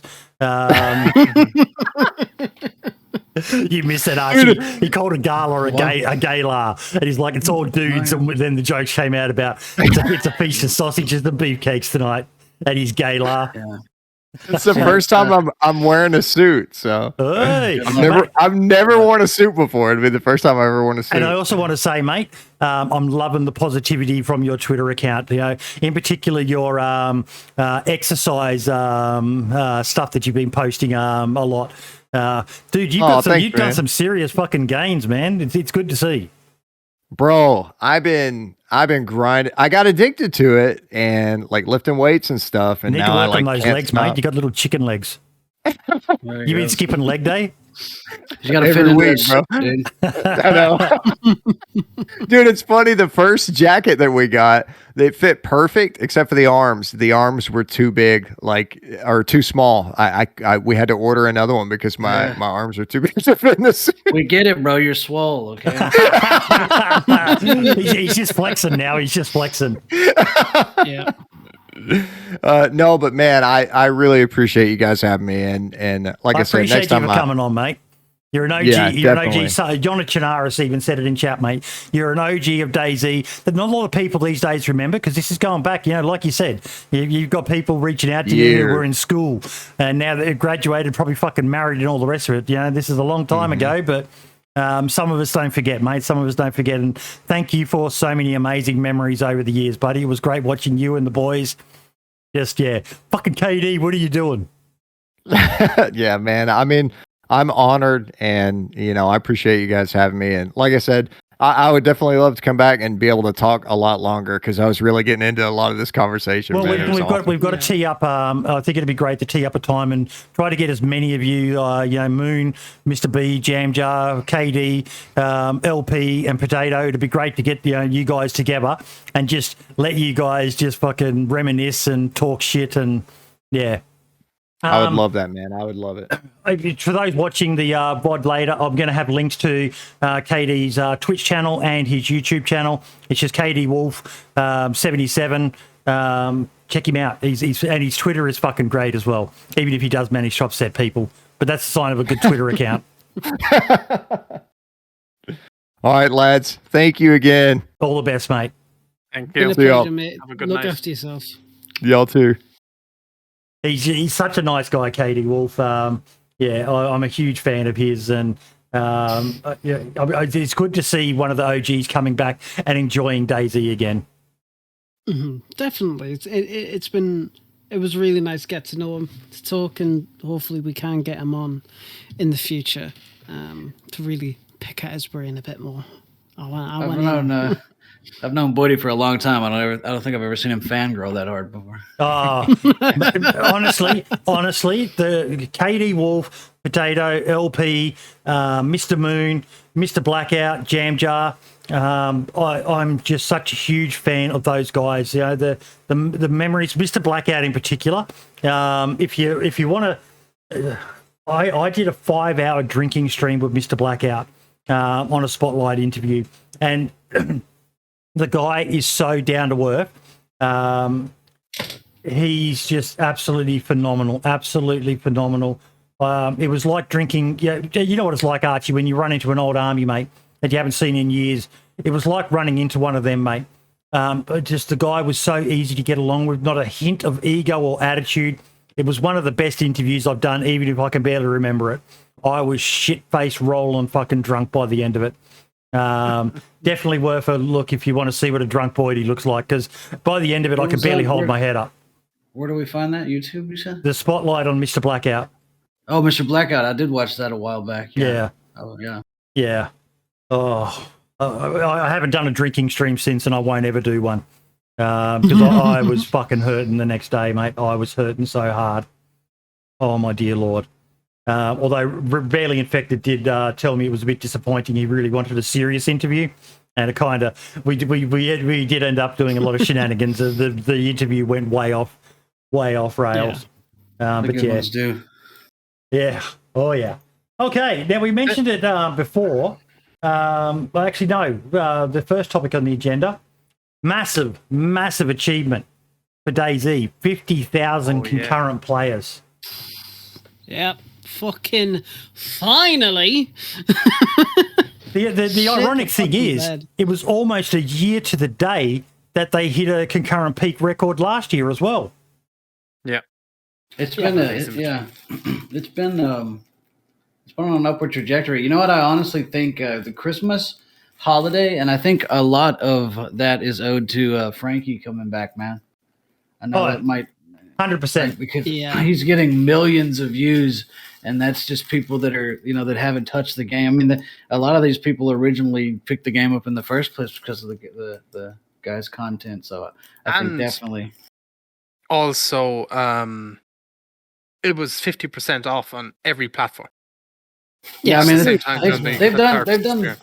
definitely, the sales helped. They have done those before too as well. And like I said, it was the holiday season, but I do think that guy coming back. I say that guy like he's like anyway. The legend. Did you guys see that Magic the Gathering card I made? I didn't understand it. No, but I did didn't. see it. You didn't understand it? Let me see. Was if I that can... the Frankie and PC one? Yes. Yeah. So Magic the Gathering. I've never played it, but I understand the game. is basically you play these cards and they give you certain effects. And the Magic the Gathering card was play Frankie and it adds 25% players to your game. Oh, you made that. Okay. Yeah. Okay. I did see that. Yeah. Okay. Yeah. That was great. I think I saw it on Twitter or Discord. Somebody shared it. Yeah, I put it on Twitter, I think. I think I shared it in the podcast Discord as well. They certainly put it everywhere. I think it was on Reddit as well at one stage, if I'm not mistaken. Yeah. I just thought it was funny. Just something for shits and giggles. Yeah. Mark's new video. I don't know if you guys saw it in the Boyd, if you saw it in the group chat where we gossip about everybody behind their backs, but just kidding.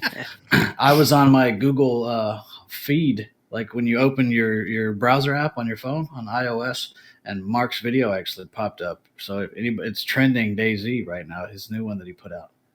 Yeah, it was. I was backslapping him for that. I'm really proud of him for that. It was shocking to actually see it there. Yeah, I didn't know if it was just coming up because you watch my videos or how that works. But I'm going to be completely honest. I'm in a completely different Google account on my phone than I am on my PC. So I don't think it had anything to do with that. I think it's just maybe it's trending with people who like DayZ, and the video's doing numbers anyway. Like I said, it's just a travesty that it has that thumbnail. It seems to be working though. But yeah, that's the card I made. Definitely. So yeah, these sorts of games, you summon a creature and it adds an effect to your deck or something like that. And I thought that'd just make a funny thumbnail or something for summoning the legendary Frankie on PC will add 25% player numbers to your game in 30 days. That's clever. When you look at the Steam charts, just bringing it back up now.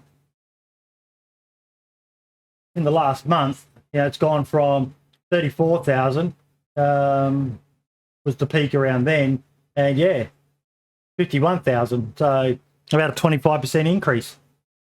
And just to get a bit more technical, it was number 25 exactly in the all of games or Steam's games. It was top 25.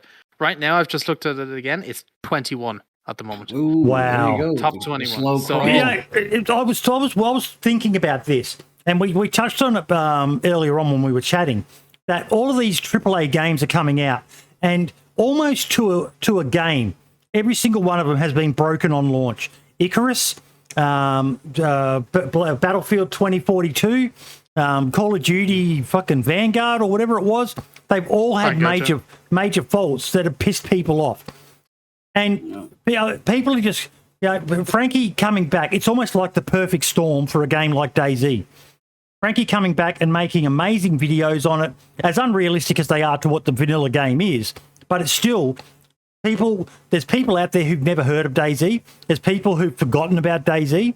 I don't know about you guys, but I wear DayZ merch out quite often when I go out. And people are like, DayZ, I haven't played that game in years. And you're like, mate, it's still going. It's going stronger than ever. I wore this to the bar the other day, and this guy was like, I played DayZ. I was like, there's a podcast. Yeah. Honestly, it's actually becoming kind of mainstream now, which is weird coming from people who've been playing it for almost a decade. But it is odd to see. Like, even I saw JLK tweeted the other day, like even video views of the game in general across all of YouTube are like way up. Oh yeah, I'm like not bragging, but like my ad revenue is like doubled this month, and I haven't put out a video since like the beginning of November. November's and December's ad revenue were off the charts. 8,600 people watching DayZ right now on Twitch. Yeah, I mean, you could take those numbers or leave them. I'd trust YouTube's better, but still, that's still a lot of people. And as DOJ has said, you just got to remember it's still a dead game. Yep. Dead game. Yep. You know what? Number one dead game. Yeah, it's a top 21 dead game. Again, one of my one of these days I've got to pull my thumb out and I've got to start learning how to edit properly. But one of the things I want to do is a video just talking about why DayZ has survived. We've got Rusty here the day DayZ died. Um, Those clickbait titles, man. I remember, like, I think it was JCon a few years ago, like 4 or 5 years ago. He put out a video. It's like DayZ is not dead, or so. I think that was the name of it. I'm probably like misnaming it, but and then he basically was just like so frustrated with people saying the game was dead, you know. But it was just at the time, even back then, it was just like a clickbait title because it knew it people either love it or hate it, and either way they're going to jump on board, you know. And I even made a DayZ's dead video.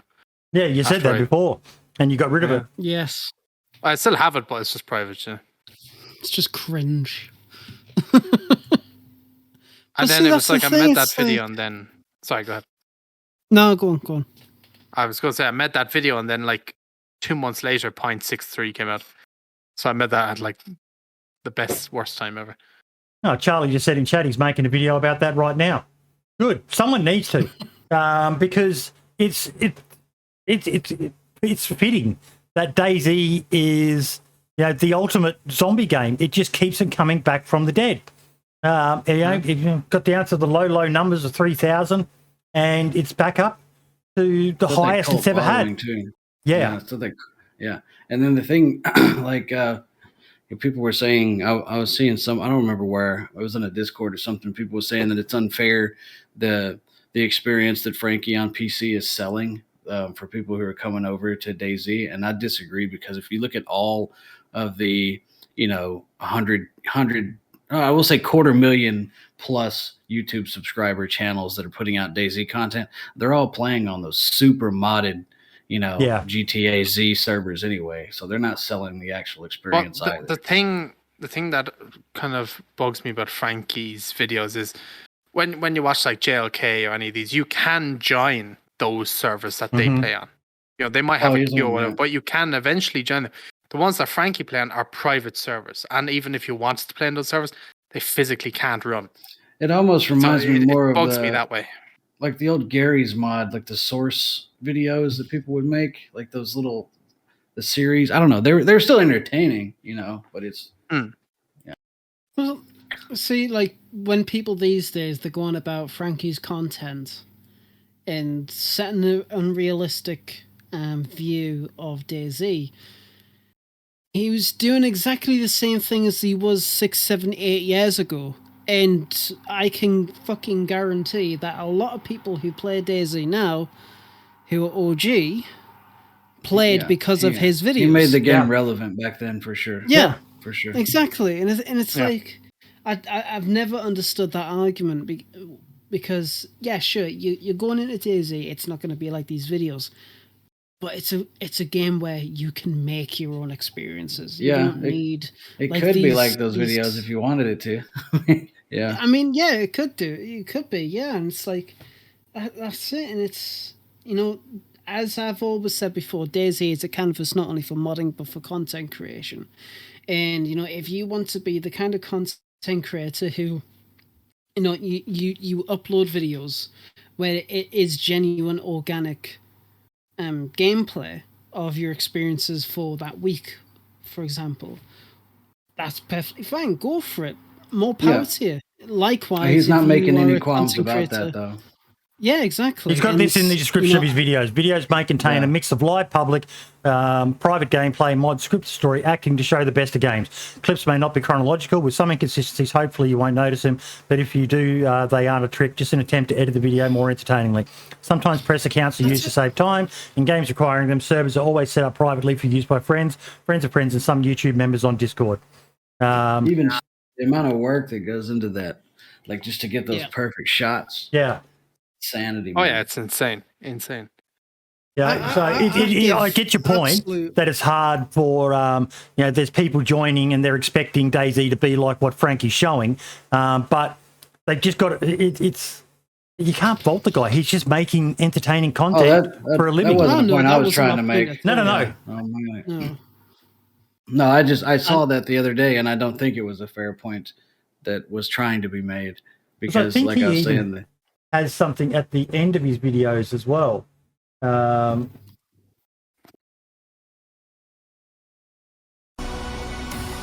wish he would go back and rescore his old videos and re-release them because you talked about that before. A lot of people don't realize just how badly his videos got hit. Yeah, you can't like get any of the context when they talk about like the cow, like I can't remember the name of the cow that was in the video with and they made like a statue of her in the new ones. I'm probably butchering it. But it's been so long. No, it must have been. He posted the thing at the end in his that's like an Arma 3 video. He does them in the standalone videos. It just thanks who it just thanks who helped him make the videos. I loved this. I loved this when I saw it, and this is one of the things that puts him above a lot of other creators. Is just the shout out to everyone.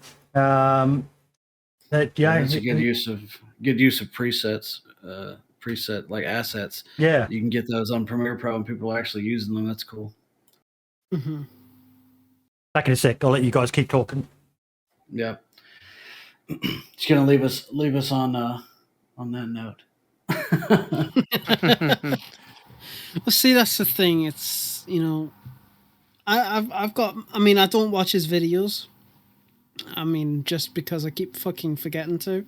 I don't have time. I wish I did. Yeah, Steve the cow. That's what it was. Yeah, Steve. Yeah. I give mad props because I understand how much time and effort goes into creating content like Frankie does, and he's very meticulous for details, and it's really, really great to have him back, and you can definitely feel the changes and the impact he's had on the game for the best, definitely. And there's some genuine competition now for that kind of content creation, which is fantastic. It's always really, really nice to see. And now it's like you got different kinds of that kind of storytelling content that you can cater to us, and more power to them. Really, really fucking happy with it. Yeah, there's a lot of really good content creators right now. I'm just happy with what we've got, because there was a while there where there was such a lull. Every video is exactly the same. They're all exactly 11 or 10 minutes and 11 seconds, and it was just the same. Like they have the gotcha in the beginning to make you stay to the end, and then it's like a lackluster finale. Yeah, just, like that Marks guy. Yeah, what a twat. Yeah, he is. Oh my god, that reminds me. I've done that once. When it was like 1.05 was an experimental. I made a video like that, and this is before I got into modding, and Mass commented on it, and he said how much he fucking hated it, and it was like, oh, okay, shit. And now we're like really good buds. It's like, what the fuck? Oh god, it was so cringe. It's had me thinking something, and I totally derailed my train of thought. Irritable bowel, guys, you don't ever fucking want it. It's a horrible, horrible fucking disease. But what were you just talking about? Frankie and how he uses the names at the end of videos. with the standard of the videos these days. It's I mentioned before how it was a tweet by R. Diddy. What was the golden age of DayZ? I think we're at a golden age right now, to be honest. Oh, for sure. And I think the golden age, as much as I know I look back on the old days, Survivor games and all the rest of it with rose-tinted glasses, and I do acknowledge, Marks, that if we brought it back, it might not be as great as it was back in the day. So there's part of my brain that says maybe some things are best left alone. But right now we are in another golden age. We've got the likes of JLK. He's making content that's on par with Frankie, in my opinion. Not quite as heavily modded and edited, but the level of production that he's putting out is amazing. The guy is going for quality over quantity. He's not just pumping out videos to meet the algorithm. Keep that fickle beast happy. When he puts out a video, I normally don't watch long videos, but I've actually started watching all of his because he's got such a beautiful narration style. And he's not the only one. There's so many people out there who are just, I can't watch it all. There's so much I want to watch, but I just can't watch it all. There's so much great quality content. Where I'm finding that now is not with DayZ, but with Rust. And it can the two can kind of mix together. Just the Rust and DayZ content creators are very similar. Like you have JLK and somebody like Blueprint, for example, to make the same kind of storytelling videos, but on 2 different games. I've never played Rust, and the only videos I've ever watched were Stimpy's. But yet I was going in here watching full hour-and-a-half long videos of Rust and watching them the entire way through and like being just stuck glued to these videos because they were so addicting. And it's going to be the same way for people who might just see DayZ for the first time. Might not know much about it, but they're addicted to these videos. Yeah, that's true. I never play. I've got about 12 total hours in Rust, and I've probably got about 8,000 in watching Rust videos. Rust, watching Rust is better than playing Rust. There, I don't have to deal with the players. The I've actually, if I may, I've got to run really quick too. My wife, she's locked herself out of her office, and I've got to run over there and get it really quick. That's fine, mate. By the time I get back, I'll be back. Please excuse me. Sorry, guys. That's all good. I took the spare key off and let a friend borrow it, and it's biting me in the hind end right now. So no, got to keep the wife happy, mate. All right, I'm going to be in chat most likely, and if you guys are still on when I get back, it's only about 5 minutes away. Yeah, we'll be on, mate. We're only on the first topic. But yeah, it is a golden age right now for DayZ, Marks. It's just amazing. And you're seeing it with even the views on your videos. You've got that one getting close to 100K, which was just the where you talked about what we discussed with Scotty. And it helps when the DayZ account retweets it as well for you. They actually didn't retweet the video. The only time they ever actually interacted with it was when they done it in the post today. Spotlight. Yeah, but even still, it's crazy. The thing about making videos is you always dream of a video. The video you're making hitting 100K views or a million views, something like that. But you never go in expecting it to hit 100K views, because if it doesn't, then you're going to be really let down. It's going to be. And so I always go in not expecting them to hit it. And then when it hits them or is about to hit them, it's really it's a nice feeling. Yeah, it was. I know that feeling. But still, yeah, it's nice.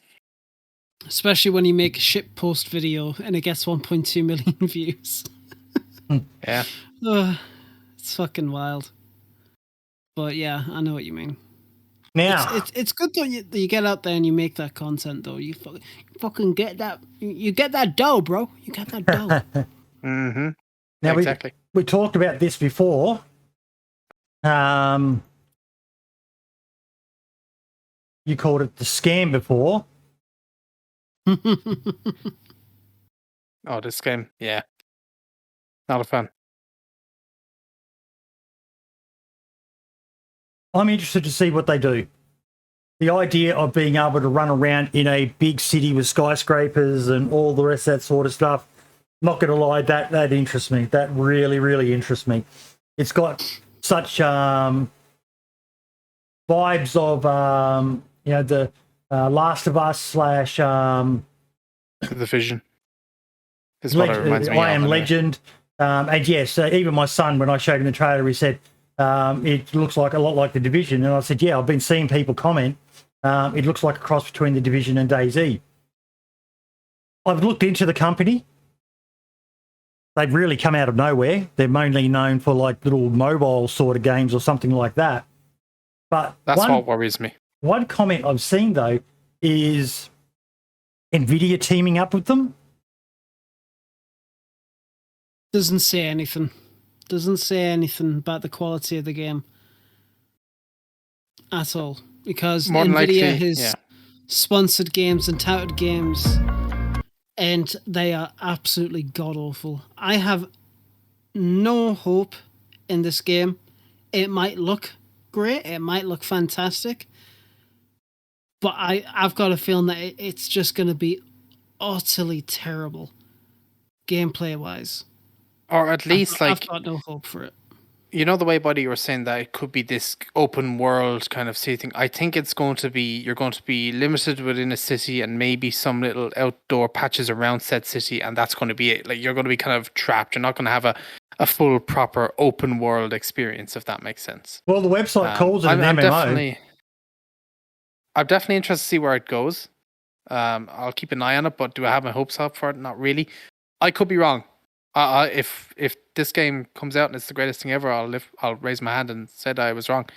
But I just don't. We've been let down so many times before in the past that I don't have my hopes up. Yeah. Looks like dead matter, but it's the Division Archie saying in chat. But yeah, you go in and you look at their website. They really are making it hard for themselves. Where's there? There's not a lot of info. An open world MMO survival set in a deadly post-pandemic America, overrun by flesh-hungry infected and survivors killing each other for food, weapons, and cars. You wake up alone in a world you no longer remember, setting out to find answers and the resources to survive.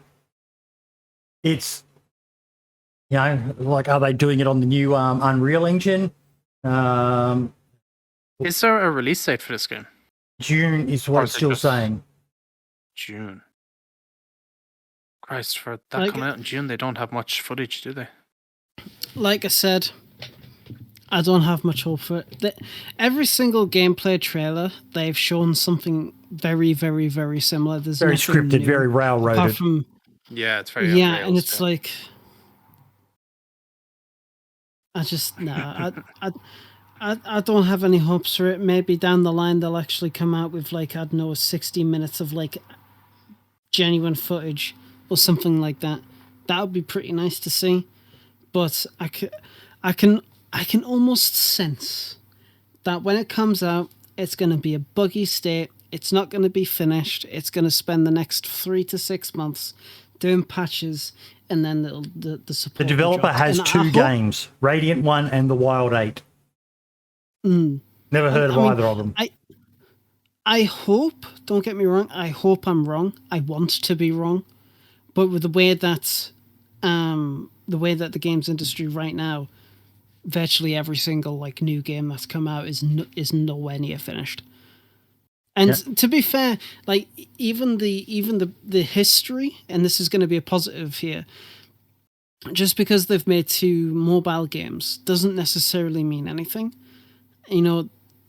Let's just put it this way. Hello Games. The first game that they made was Joe Danger.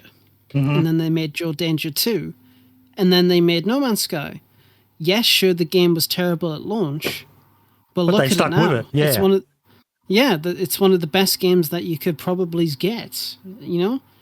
It's a fantastic game, and it's got a really lovely atmosphere and a really, really nice community. But it's I don't know. I agree with Scarcy to say, imagine you lived in a world where no games were coming out. At least you wouldn't be disappointed. I'm realistic.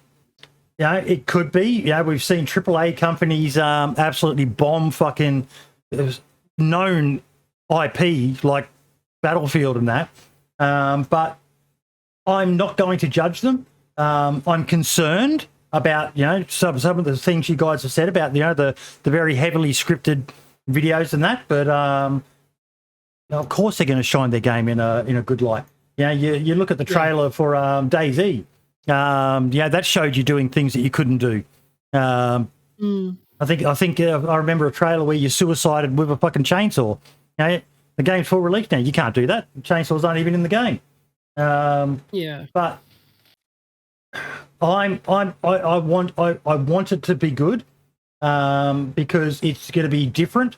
I don't think it'll be a DayZ killer. I'm not going to say that at all. But it's going to be another. There's a lot of people who get the blinkers on that DayZ's the only game. There's other games out there, 7 Days to Die, Project Zomboid, Scum, Dirt Matter, Dead Side. There's other games out there for people who want something a bit different to the DayZ experience. This looks like it's forging some new ground.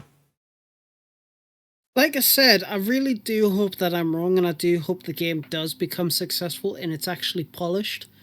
But, fool me why? How does it go? Fool me once, shame on you. Fool me twice, shame on you. Shame on me. Yeah, something like that. And it's just been scorned too many times by games these days, and I just don't have any hope. But fingers crossed, and I do wish the team the absolute best, because we all know how difficult it is to make a fucking game.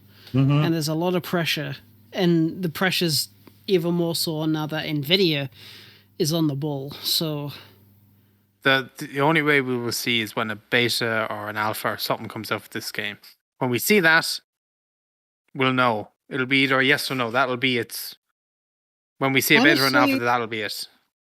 Honestly, I hope they don't do either. I hope when they release the game, it's what they intend. Oh, I highly doubt that. Just look at every other game out there now. Yeah, Project Zomboid's popping as well. Look at that. How old's that game? I have no idea. I've that never heard game's of it. fucking old. It's as old as DayZ. DayZ, yeah, 2014. Huh. Look at those player numbers. Look at that. Just a flat line, 1,000, 2,000, and then bang, it's hit the meta. You want to know why that is? Because they've introduced multiplayer. The game was never multiplayer. Technically, you could get it to work, but it wasn't properly supported. Now they have a beta branch where you can have multiplayer up to 16 players, I think. I'm not too sure. And it works brilliantly from what I've seen. And that's why people are buying it. It's great. Yeah. Scum's not doing too well. But even Scum's all-time peak is more than DayZ's. 68,000 when it first came out. And that's it. Got to 28,000, but it's at 15,000. That's healthy. What else have we got? That's a decent number, yeah. Oh, Rust is off going the to be like charts. hundreds. It's off the charts. Rust has always been like fairly healthy. Rust appeals to the more arcadey people, the ones who aren't prepared to, get so invested. But 154,000. It's doing. So many people have said the survival genre is dead. It's not. It is not, and it is. I don't think it ever will be. To be honest, there's something about it. Yeah. I think the genre that's kind of dying out now is the FPS kind of shooter genre. Yeah. Yeah.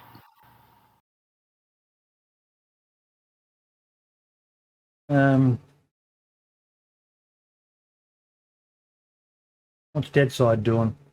I think Deadside's pretty much dead. Not dead. Good. Yeah. Deadside is living up to its name. Fucking dead. All-time peak of 9,500 people. Jesus Christ, that's bad. But it's still in development, isn't it? Couldn't tell you. I don't know a single thing about Deadside. Neither do I. Dead Matter isn't even out. It's not even on Steam, I don't think. Yeah. Dead Matter is, well, literally dead.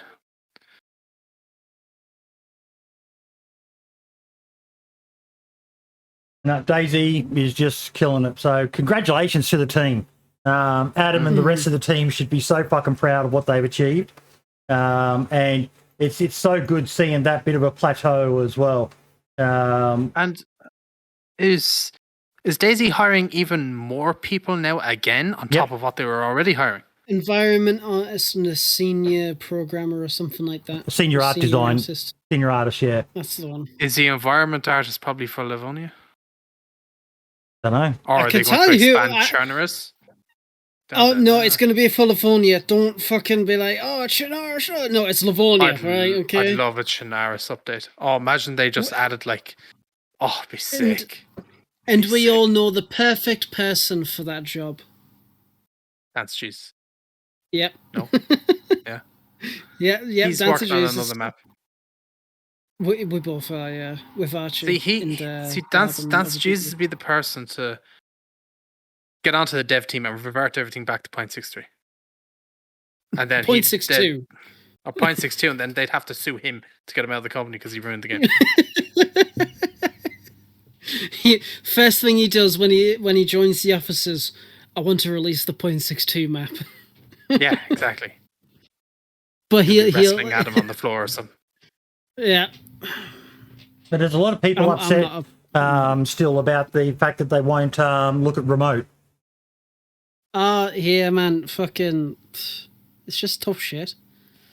It's annoying, but it is what it is.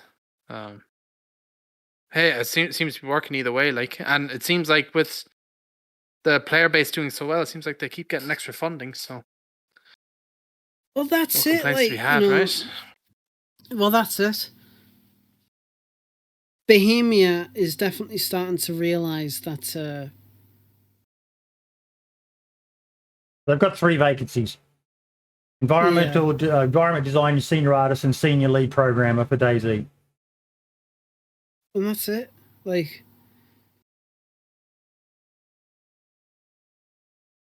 Bohemia has finally realised after all this time that DayZ is profitable, and the more that they invest into it, the more they're going to get back out of it. That's it. I know people like to shit on the game, and that's perfectly fine. They like to shit on the team. Like I said, you know, they're not exempt from criticism. No. What's this up in Thailand? Unannounced. Onboarding in the Czech Republic, landing in Thailand. That's probably going to be Arma 4. the main map's going to be in Thailand. Well, the way I read that is onboarding in the Czech Republic, and yeah, what DanceofJesus just said, they have a new studio there. They've got a studio in Thailand now. Cheaper work, I suppose. First, thank Tencent for that. But no, I'm like I said, I'm proud of them, and you know, when the new updates come out, obviously we'll be first to both praise and critique those updates. I'm looking forward to 1.16 and the roadmap. That should be out soon, any day now. Yep. Yeah, well, any week now. Yeah, I haven't really been thinking too much about it. I'm just kind of like, it'll appear when it'll appear. I'm waiting for it so I can make a video on it. Yeah, you've probably already got like the fucking footage already sorted out. Just I have footage for days. But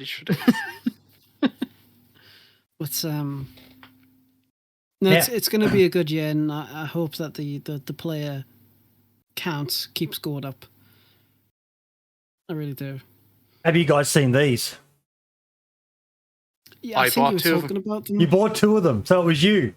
I asked her if she'd had any orders, and she said 2. So it was both by you. And she's got other designs that she's working on. I won't say. I'll let her release them. Match is amazing. But how good do they look? Yeah, they're amazing. I bought one of each. One of the canteen and one of the things as well. So I will, when I get them, I will unbox them on the show.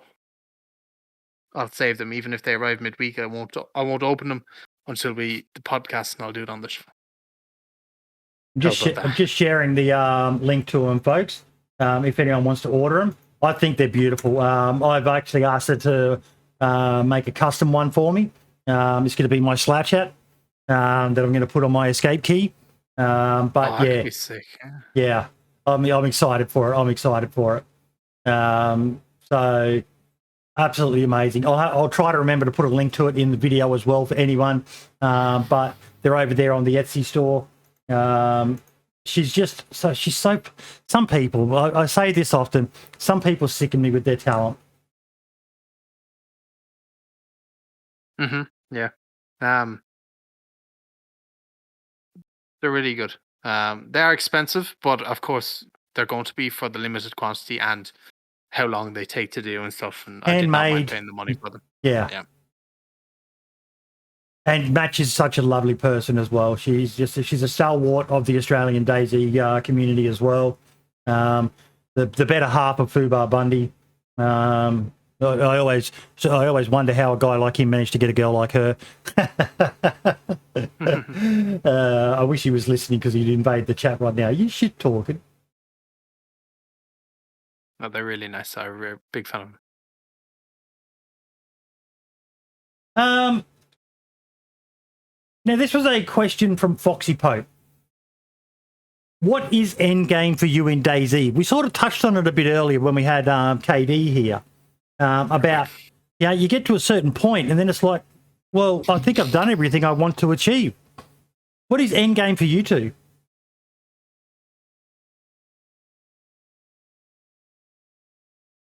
Get an M4 killer bear. That's it. I really don't have an end That's all I game. can really- I really struggle to. You know, sometimes I'll start with a mission like Namolsk is an easy one. End game, get to Lantria. Until But I generally don't find I've got a an end game when I play DayZ. Yeah, it's just pretty much end game is when I die, and then I start again. End game is DayZ is when you start using electrical repair kit. Then you know you've really run out of things to do. What about you, Marks? Endgame. I don't know. I don't have one for DayZ. I know that might sound weird, but I don't have an end game. I don't think. It's a hard game to have an end game for. Which I think is what a lot of people struggle with the game, or why they struggle with the game. It's like, well, what am I meant to do? They're used to being told, you know, oh, this is what you do when you play this game. You know, your objective is to kill this person or to unlock this or to, you know, launch a nuke or something like that. But DayZ, there is no end game per se. You can, you know, you could say that there's certain things that, you know, like for me, it's finding my Slack chat, a pair of red punk boots and a blaze and a decent AR of some sort, and then I'm kind of happy. But even then, I can still always come up with things to do. Yeah. So I said, I don't think it would, mate. Would hyper difficult missions be good end game, or would that ruin the DayZ's anti game? The Molsk is the classic example. It's not easy to get to Lantia. You know, when you consider everything you've got to do, the modules and all the rest of it, and then at any stage, unless you're playing on a private server, you could be killed by someone. So I think for certain maps, there's nothing wrong with having an objective. Yeah. The beauty of vanilla DayZ, just for this example, is that end goal is what you make it. Yeah. Simple as. Like, DayZ's just so open-ended. Your end goal could literally be like, have like, God knows, like, you know, as much bullets to form a fucking militia and all the guns in the world in your base, or your end game could literally be get to the West Eva and the southwest side of the map. Something like that. Like, it could literally be anything. Like, mine's just to get an M4 and to kill a bear. It doesn't have to necessarily be with the M4. It's just the M4 is the best weapon in the game, and the bears because I want to kill Chuck. I haven't seen Chuck him yet. alone. He's done nothing to you. He's a twat. No, I think that's the beauty of DayZ. There really is no end game unless you want to set one for yourself, a clear objective that once you've done it, you know, some people, they love to get geared and then go to the coast and just kill themselves and give it all to a freshie. Yeah, that's the beauty of it. You could do whatever you want. Yep. I think I might have annoyed DanceofJesus. Something I did want to share, we didn't do an award show, but DayZ Underground did do one. Right. And I found it quite wholesome. They had the, what is the DayZ Underground Awards? Think of the Emmys or the Oscars just for the DayZ Underground community members. We have picked 10 categories, both for characters and community members, to be decided and voted upon. Voodoo, thank you so much for the follow, buddy. And yeah, the categories of nominees: protagonist, best good guy; antagonist, best bad guy; character with the best development of 2021; most impactful death of 2021; best Reddit story. Because they've got a whole Reddit where people can do their character development, you know, their out of character or whatever they call it, the tell their stories and expand on it and that. Best media, best video or art. Contributor, a Doug person that has contributed the most influencing content, either through streaming, art, videos, screenshots or stories, and etc. Doug MVP, the most influential member who has impacted the community in and out of character. Best admin or moderator. Rookie for that fresh face who has impacted the community in such a short amount of time. I'm not going to go to the winners. I'll let people, I'll share the links to that as well. I'll let people go and find that themselves, and read through it. But I just thought it was a really cool thing to do. I know awards can be rigged and all the rest of it, but for the most part, I just thought it was a really nice thing to do. And one of the things that Yeah, yes, I've been hearing of some issues and all the rest of it. But one of the things that sets Doug apart from a lot of other communities is they do a shitload of, they really run it well, almost business-like. You have to. Mm-hmm. Doug's always had that reputation with everything they do.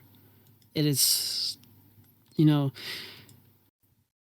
I wanted to get into Doug at one point, and to get into Doug, you have to make a Reddit account and do all that kind of stuff. And they didn't. They failed my whitelist, so I was like, oh fuck it, there's no point.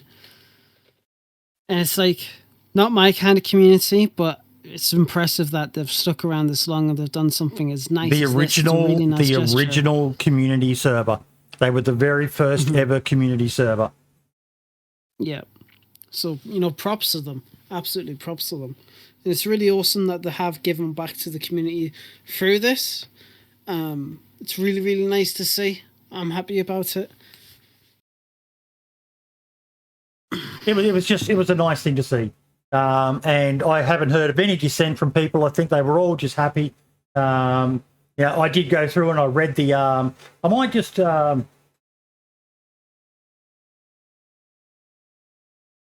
member of the Doug modding team, Dr. Desync, works on and tests the Doug mod to make sure it's ready for release. He puts the final shine on just about anything shipped out by the team with unique images for both the workshop and the loading screens that can be seen when joining the DayZ Underground server or anywhere else using the Underground mod. Just a nice short, there was the most impactful death.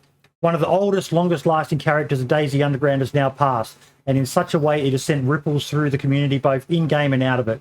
His death may be the end of an era, but tore open many chances at new stories. Just about anyone who has a solid footing for their character can potentially dive in and attempt to uncover just what happened to Toronto, why it happened, and who might be responsible for his downward spiral. They're really going for that role play side of things. But the thing is, it's organic role play. It's not forced. The only rule that they've really got that I remember around that is don't ruin it for others. So just go along with it. And I'm not a big role player. I struggle, with that sort of stuff. But I'm happy to go along with it for someone. And some people can't. Some people find it cringe. Just don't play on the server. Then there's plenty of other servers out there that don't have it. But just don't go on there and ruin someone's experience. As I said, it's only whitelisted 2 days, and that's on the weekend off memory. But when you're in someone else's house. Play by their rule. Don't go there to be a dick. They just need to work on the whitelisting process. They're a bit funny about it, but that's always been a thing with Doug. Even from the early days, it was always hard. It took me ages to get into it as well. Yeah. Well, you didn't flex your content creator privileges, buddy. Yeah, I did. Because I'm so huge. I'm just such a massive. That said, no, he is swole. 3,000 subscribers. We hit it before the end of the year. I was chuffed about that. I was really fucking chuffed. Yes. So really thank you to everyone who subscribed to the YouTube channel. I really, really appreciate it. That was just a nice little way to see out 2021.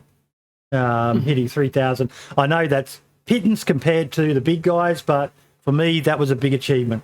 I actually went and looked at my stats, and I'll see if I can bring it up.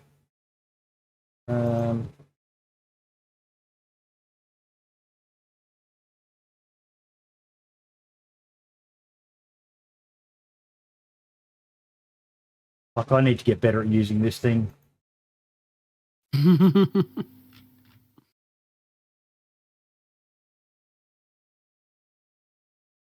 I'm trying to find subscribers. Oh, back out of that. Go to the dashboard again.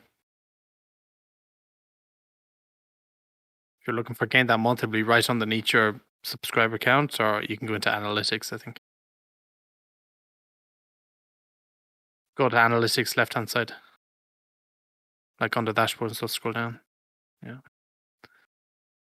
There you go.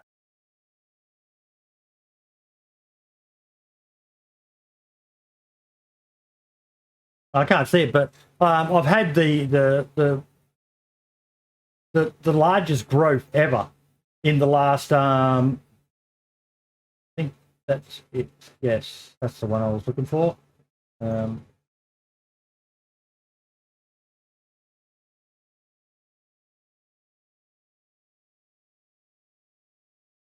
No, I can't work out how to do it, but yeah, it was just really, really nice to see. I'm terrible with fucking that sort of stuff, but it was really, really nice to see us hit that mark and just But it was also, like I said, it was really cool to see DayZ Underground doing a nice little awards show for their community. Or it wasn't a show, so to speak; it was just on their website. But it's great seeing people do, and other established communities should look at doing things like that as well. It's a great way to get your community feeling like they're appreciated. And that's it, and that's what successful communities do. Because without the players, they wouldn't be there. That's all. Mm-hmm. Now a bit of stream. Sorry. Before we continue on, I am sorry to say this, but I am gonna go. I'm not feeling too well because I'm really, really, really tired. So I'm gonna go get some sleep. Good night, sweetheart. And thank you, baby. Think type princess. Well, but it's been really, perfect really timing to go because everyone. you're going to leave me and Marks with his favourite content creator, Devin Nash. Oh, fucking Jesus. But it's been really nice coming back on the show. It's really, really nice to see some familiar names in the chat. Love you all. Really hope you have a good week and a weekend. Yep. And I will see you next Saturday. Hopefully, I'm a bit more awake. Actually, I'll find out. Anyway, fuck, I am tired. Take care, everyone. Love you all. And see you later. Okay, buddy. Enjoy the rest of the podcast, lads. Goodbye. We will do. So there's been some big news streamer-wise at the moment. And the reason I'm mentioning it is the flow-on effect could be massive for Twitch in particular. There's a lot of streamers out there, big-name streamers. Recently, for those who've heard of a streamer by the name of Pokimane, I think that's how you... is that right, Pokimane? Yep. Received a 2-day ban for basically sitting there on stream watching MasterChef episodes on TV. And Devin Nash did a video on it, and he was extremely critical of them and said they don't realise, but they should realise the impact of what they're doing and it's going to impact every content creator. Just like when PewDiePie had his flare-ups, which was taken out of context in my opinion, but the media did their thing and it created what was commonly referred to as the adpocalypse. They're basically tempting an adpocalypse for Twitch. Now, a lot of people don't realise, but streamers on Twitch, they make money from a few ways. One of them is subscribers. Another one is donations or tips or bits. And the last one is ads. The ads that run on their videos. You mainly see it from a lot of the big partner ones who've got a contract where they're obliged to run a certain amount of ads every hour, but they earn money from those ads. And Twitch has always struggled with getting advertisers to go to the platform for a number of reasons. The hot tub meta was one of them, and just the live nature of Twitch as opposed to YouTube, even though you can stream on YouTube, but the live nature of Twitch has a lot of advertisers scared to commit their money because they don't know what they're going to be put up against. Now you've got these... There's a stream that Devin Nash mentions in his video where a guy is literally asleep watching Lord of the Rings. You can see the guy asleep on his couch down the bottom here. And he's got the movie, The Lord of the Rings, just playing. Oh my God. Like Scalesfeeder says, these people, they should understand it, but there are so many streamers who, I don't know if it's arrogance, whether it's stupidity or what, but they're playing copyrighted music, which is just asking for fucking trouble. And now they're starting to do copyrighted TV shows. They're going to bring down hellfire and brimstone on their platform. And they're going to lose their incomes. Because the worst case scenario is things like the Recording Industry Association of Artists or whatever it is, Warner Brothers, fucking Fox movie company, whatever, they could launch a lawsuit that could potentially put Twitch in a position where they say, fuck it, it's not worth it. YouTube had the same thing happen. I think it was Viacom sued them some years back. And that's why you have this ridiculous over-the-top copyright of, you see me tweet out every now and then. 10 to 15 seconds of audio gets my whole podcast claimed. But that's the way that YouTube had to deal with it. So now you can't do it on YouTube. There's bots and all the rest of it out there that are just detecting this stuff and instantly flagging it, and they're either banning it, so the video can't be shown, or they're claiming it. And it's really hard to do fair use on YouTube. And they're basically... There is no fair use on YouTube unless a video is under the Creative Commons license, I believe. Then you can use it, but otherwise there is no fair use on YouTube, which is fine. And the system is heavily skewed towards the claimer. The person who claims the video, the system is heavily skewed towards them. They're basically out of stupidity and arrogance. That's what I'm going to put it down to. It's nothing else. It is just stupidity or arrogance, or arrogance, that they think they're above it. I've got mates who's one of them, the dude Thor, shared with me something he had, and it was even just from Twitter. He had a cease and desist sent because he shared a video which had a bit of Celine Dion or something in it. They're getting serious, folks, and Facebook do it as well. Yep. People need to start. If you're watching someone who's doing it, they're either stupid or they're arrogant enough to think that it doesn't apply to them. Because it can and it will, and the flow-on effect to other creators. Logan Paul with his fucking Suicide Forest video was another one. The flow-on effect, because that created the Adpocalypse 2 video. The Adpocalypse 2. The flow-on effect to other creators was massive, and he didn't even really care. It just comes down to what Scale Speeder has said. It's greed. Greed, greed, greed. They do not care. They'll do anything to make $1. And I highly encourage people to just avoid people who are like that, because it is just so fucking selfish that they think they can sit there and play their games listening to top 100 music and all the rest of it. Should there be a system where you can pay a fee or whatever? Yes, there should be, but there's not. So think of other people and don't do it. No matter how small you are, you will get caught. You think you're smart by going in and deleting your VODs? I'm sorry, but you haven't deleted them. They can still be accessed. Devin Nash talks about it in this video. Those VODs, all VODs, even from people who aren't even an affiliate or a partner, are stored and can be accessed with people with the right tools. So when someone comes up with a bot that scrapes it and detects it, they'll get you. What were you going to say, Marks? Once people think when you delete something from the internet, it's gone. It can be anything. It's not ever gone. It's always there somewhere in the background. Yep. And it can be accessed, if, like you said, the people have the right tools to it. But it comes to, I think what's happening is on Twitch, for so many years and years and years, people were able to play copyrighted music, no problem. They were able to watch, TV shows and all this, no problem.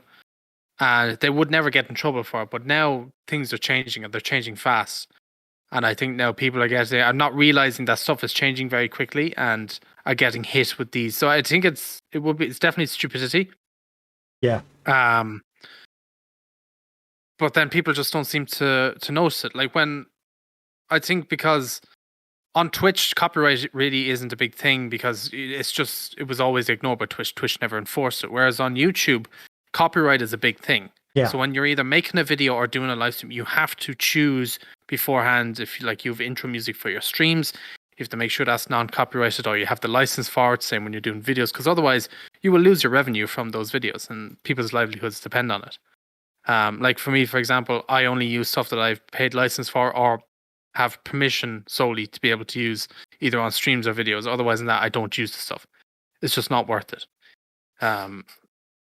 Just not worth it. And it's common sense when it comes to copyright, I think is the best way to do it. Like I know some streamers out there, like I know Nick Merckx is one of them, the big he used to be Call of Duty streamer, is now at Apex, but he reached out to Drake and his management, and he got full permission off of Drake himself to be able to play his songs on his stream without getting copyrighted. And you can do stuff like that, but that's like a 1 in a million chance. So you just have to be careful and smart about what you're doing. It's the best way to go about it. But I'm seeing a lot of people talk about it on Twitter. There's a growing, even some of those really big name guys, Carnage and that. They're just sitting there going, "What are you doing? What are you fucking doing? Grow a brain." It's creating a bit of a rift, a bit of division in the. You can't watch movies or television shows that are not public domain on your channels. We will start heavily enforcing this starting today. There you go at Twitch. See, that's called communication. Don't know why you are incapable of clear and direct messages, may be allergic.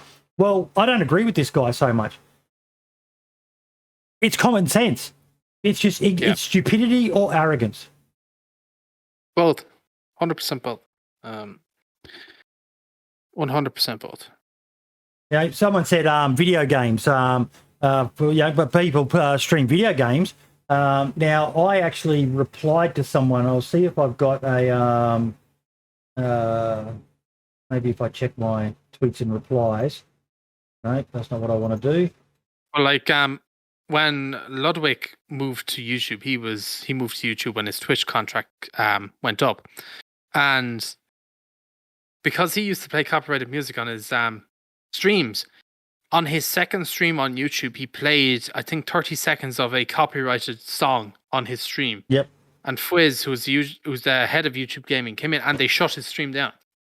They instantly shut it down and they contacted him straight away and they were like, "Look, you can't do this here." And then they released him or whatever. They released the ban or whatever, and then he was able to go again, just as long as he didn't do any of his copyrighted music stuff. See, someone was in this one. They were talking about crazy that they stream DMCA protected video games as well. And Zizaran commented, "What? Video games are protected by DMCA the same way that movies and TV shows are. It's how people got clapped up for streaming Persona 5 early on. Nintendo content claim streams and Let's Plays. PewDiePie got clapped for playing Firewatch." Now, Nintendo have actually reversed from their stance a bit, and they've relaxed it now. But they were notorious. If you weren't a Nintendo partner, which basically entailed Nintendo wanted some of your money, you weren't playing their games. But PewDiePie did not get clapped for playing Firewatch. PewDiePie got clapped because because of the whole Nazi stuff about him. So they revoked his access, and they actually allude to that. And I took this screenshot directly from their website. Can I stream this game? Can I make money off those streams? Yes, we love the people stream and share their experiences in the game, and we extend the privilege of streaming and monetizing our games on Twitch, YouTube, Steam, and elsewhere to our customers. Streaming and Let's Plays are implicit but revocable privileges. And if you happen to be among the very, very, very, very few players who use your platform to spread hate or harassment, we would prefer that you not use our games in your content. So that's what happened when it came to PewDiePie. They did not like what PewDiePie said, so they said, "We don't want you associated with our game." PewDiePie could have argued it, and he probably would have won in court. But PewDiePie doesn't really like drama as much as people think he does. The hassle for him. And he just, fine, I'll take it down. It's your loss. Millions of people learnt about the game Firewatch because he played it for them. But, DayZ has the same thing on their website. Let me go to it. While you're looking for that quickly, I just saw Creep say in chat that Netflix client blocks NVIDIA Shadowplay. And there was a thing as well, when the PlayStation 4 first released, there was a thing on it, I can't remember if it was HDCP protection or something like that, where if you connected an Elgato or something like that, it wouldn't leave you record because it was protecting it from copyright. And it took months, if I'm not mistaken, for Sony to actually come in and lift that protection from the PlayStation so people could just record standard gameplay.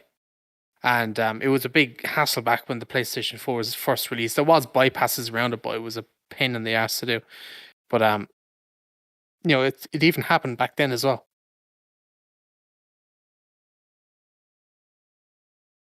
Yeah, it should be in here somewhere.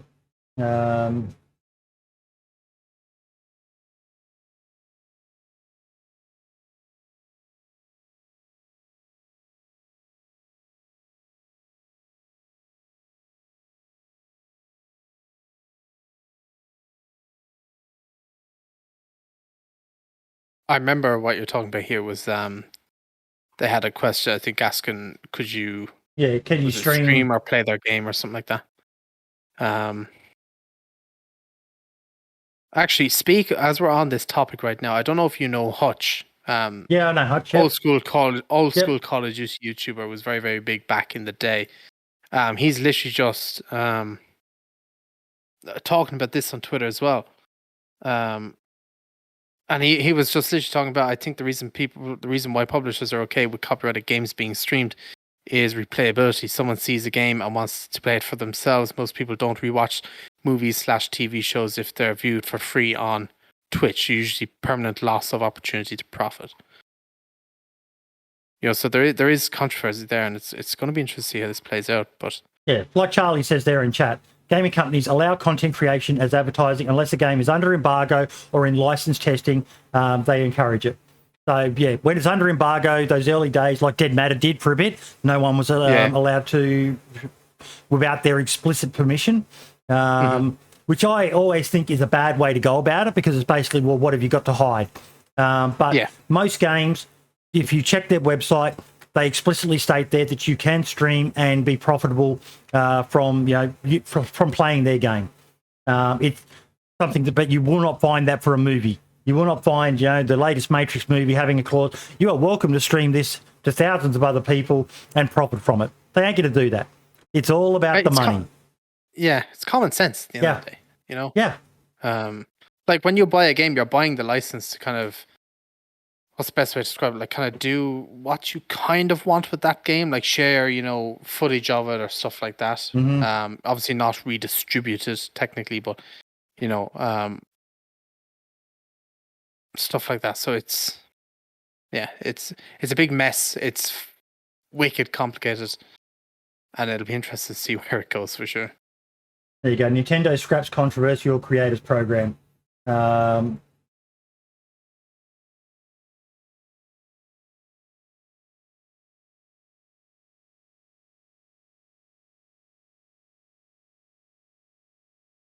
don't know why they had it in the first place, to be honest with you. So it's just something you need to be aware of. That you should just do a basic bit of research, just check it out. But for most games, gaming creators and developers are well aware that content creators can make and sometimes break a game. But Nintendo was really bad. Look at one great example of this was Apex Legends. When that first released, they paid Ninja $1 million to play that game for a couple of days or whatever it was, instead of spending it on TV advertisers, because they knew he would bring in more money than a TV advertisement would at the time. And so gaming creators, I think back in the day it was probably not as much, but nowadays they rely on content creators to help promote a game. So they reach out to them and offer them, money and sponsorships and stuff to play their game.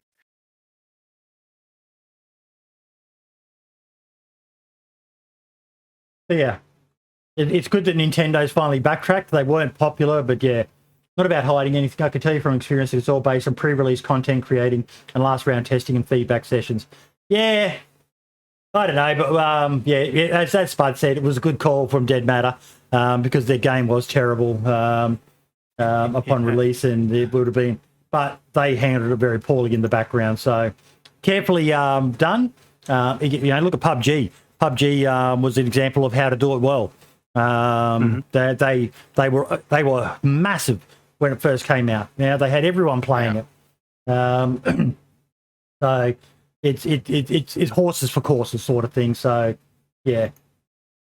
but just be aware, folks, that if you're seeing people out there, maybe say something to them that you shouldn't be doing this. Some people just aren't aware. They live in such a shelter that they're not aware that they can't do it. But just let them know that they're cracking down. They are cracking down. And Amazon, which owns Twitch, they don't want to be losing money. They don't want to be getting sued by fucking these multi-billion dollar companies, and they'll sue them for millions.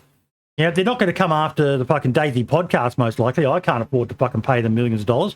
But they'll go after Amazon and Twitch for allowing it to happen on their platform.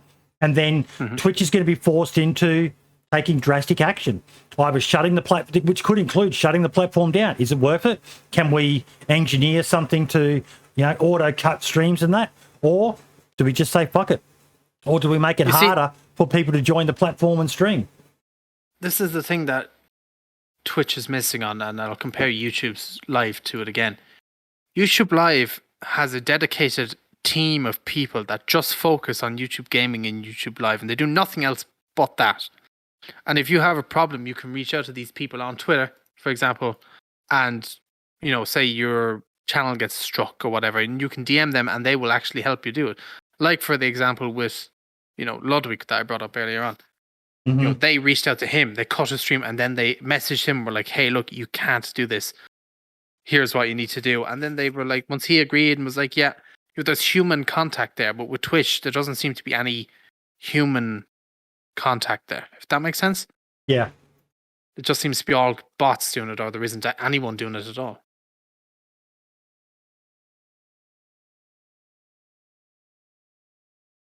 They basically come up to YouTube, it's better.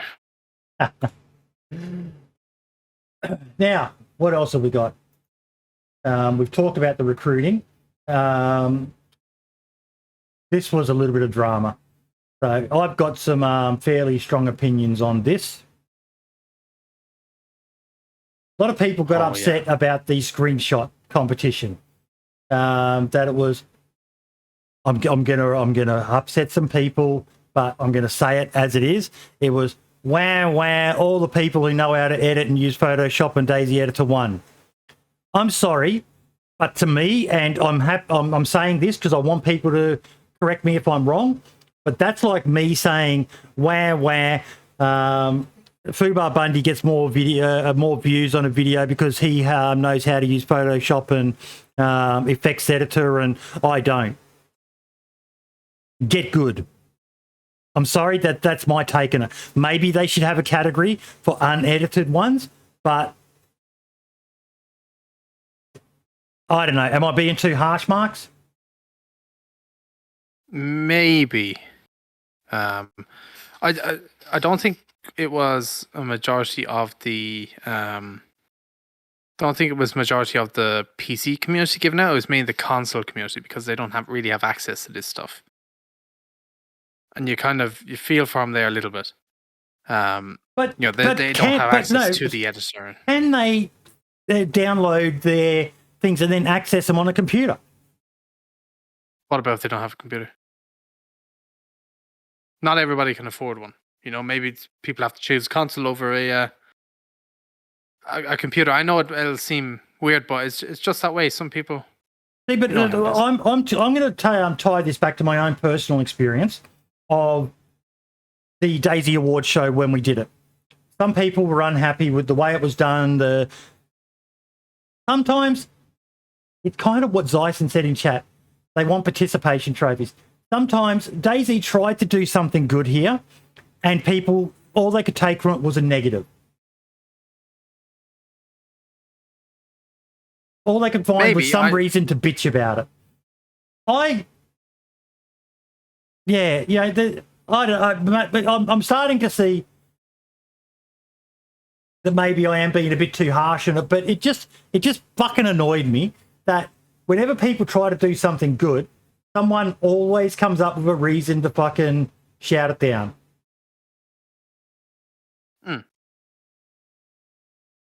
Yeah, I can see their frustration at the same time. But how hard is it going to be for them to be able to discern what is there a way that you could, the image contains fucking the logo of Xbox or PlayStation so we can see what is legitimately a console one? Because it wasn't for sheep stations. It's not like it was for, thousands of dollars in prizes, as far as I understand. Maybe having a runners-up thing as well, or like here are some what they say, entries that didn't make the top 3 or whatever. I don't know, something like that. Me, at the end of it, it doesn't bother me that much. Is they picked two were good pictures. They're bloody great pictures. I can see why they won. Yeah. Oh, what did they say? What did they say as their response? Go up just a bit. No, next one. Up. Yep, that one. Okay, no, it was. I didn't know if they were like replying to it.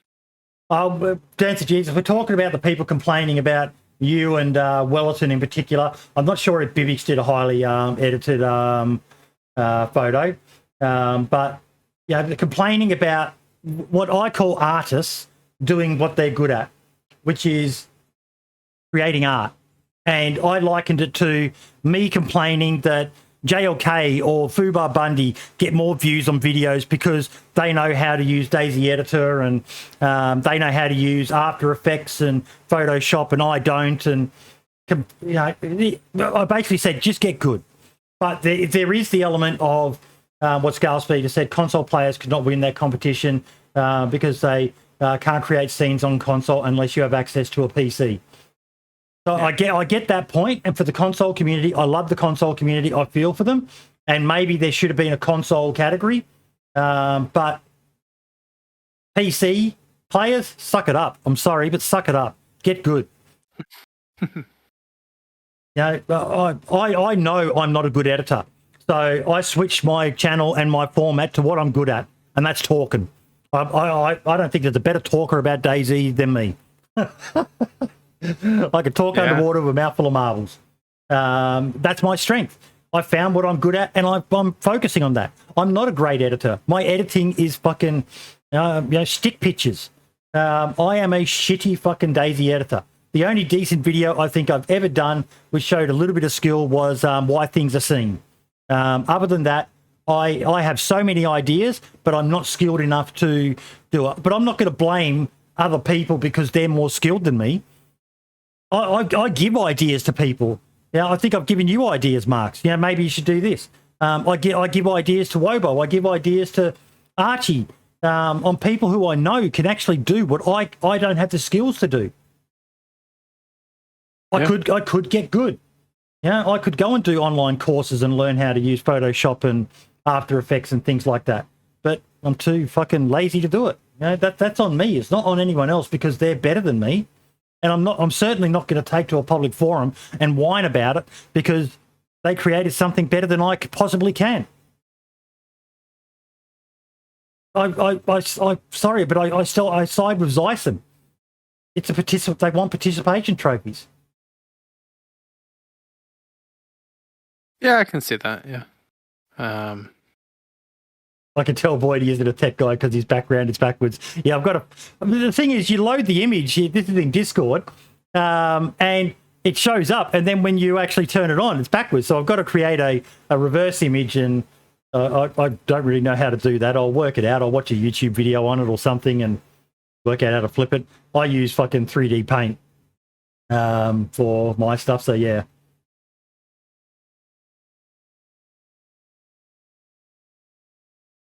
But how do they tell the difference between an amateur and a pro, Mackay? That's we're asking them to implement stuff that's basically just going to see them say, fuck it, we're not going to bother.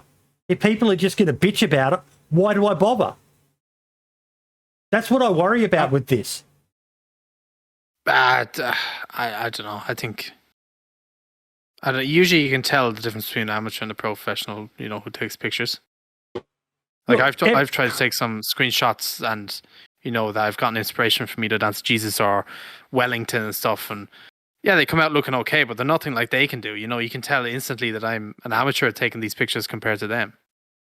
Everyone knows Wellington and DanceofJesus are experts at this, so that we can when they submit something, we know that they're artistic people. We've seen Wellington do his stuff live on the show. We've known DanceofJesus since the show started. But, I know, Mackay, but I think it just still comes down to just get better. Okay, it's the standard they want. I will learn. Just buy a PC and all your problems will be solved. Mm-hmm. Mm-hmm. yeah, I don't know. I feel for the console people because it would have been hard for them. Yeah, just I think it detracted a bit from, these guys put a lot of hard work into the, we watched Waddleton doing it live. That was level the playing field. Next comp pitches need to be only done in MS Paint. But yeah, we don't want to make it so that DayZ just say, well, why bother if people are just going to continuously complain? Yeah. Learn how to use DayZ Editor, learn how to use Photoshop, and get good. Get good. Etch-a-Sketch. I remember the old Etch-a-Sketches. What else did we have? This was a good one to see. I couldn't find a link to it, but for those who remember, the Gents of Novo server is back. Did you see that, Marks? I've never heard of it.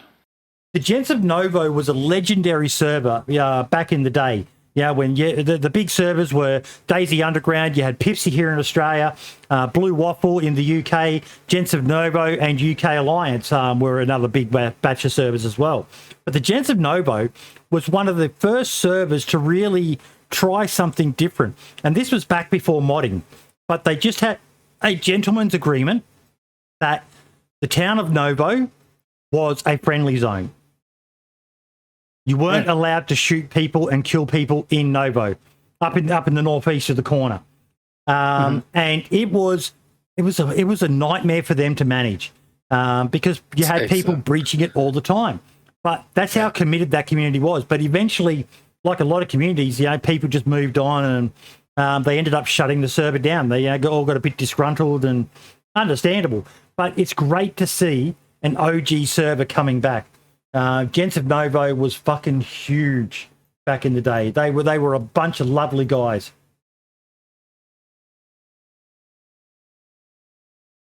And probably some girls as well. Wonder how a server like that would work today. Even there, you type in Gents of Novo. But they said they're not going to be having Novo as a safe zone, which I thought was interesting. So are they doing just kind of like a standard thing, just standard kind of vanilla server-ish? Yep. Good work. I mean, it's a good time to launch a vanilla server if people were ever wanting to do so. Now you type it in and there's plenty of hits for them. Gents of Novo, Hitman for Hire.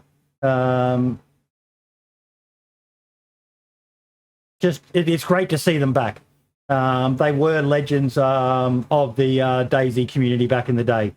Look at this, 19th of October, 2015, back when community servers were first around on that. But top post on Reddit, goodbye Gents of Novo, sorry to see you go. It's great to see them back. Yeah, it'd be interesting to see how the server works. Good to see him back. And when I get some more information, I'll try to share it. I think I did retweet a tweet that I saw about it. That's what made me remember that I needed to add it. Are they an EU server or a US server? EU server. Okay, could be interesting. Now, the other one that I want to talk about is, I think we mentioned it last year, but the Nuketown map by Scalespeeder. You got to have a play on that. I linked a video in that thing. It's like a trailer, it's a Twitter link that I made up just literally while the show was starting. I spent about 5 minutes editing a clip together. But Scalespeeder has released a remake of Nuketown. You can play the music, by the way. It's from Epidemic, so you should be fine.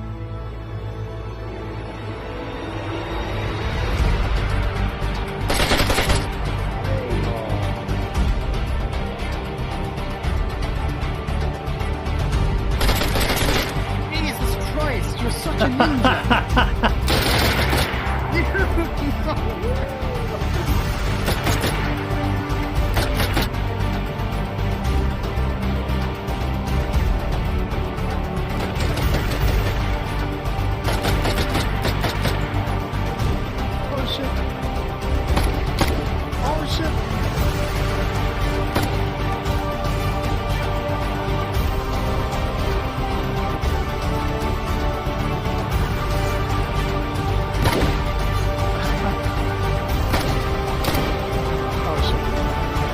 Potatoes.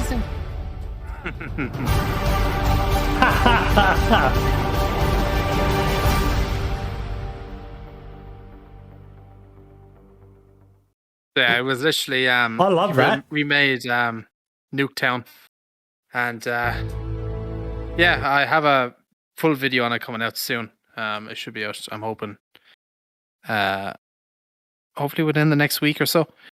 And yeah, it's really cool. And the great thing about what ScaleSpeeder does is he puts all the files on GitHub, and then he can, if you're on console, you can put it on a console server as well if you want to, so you can one your friends on console or PC. Yep. I just think that's great. Yeah. We've seen servers try to copy like Escape from Tarkov themes, and we've got the one that I talked about earlier, the Raft style one. DayZ is such a beautiful blank canvas, like we said, that almost anything's possible. And ScaleSpeeder reinvented fucking you should do Rust. You need to do the Rust one, ScaleSpeeder. Come up with some of the classic Call of Duty maps. Warpig. Oh my god, Warpig would be another amazing one. Supposed to be a hard one to do.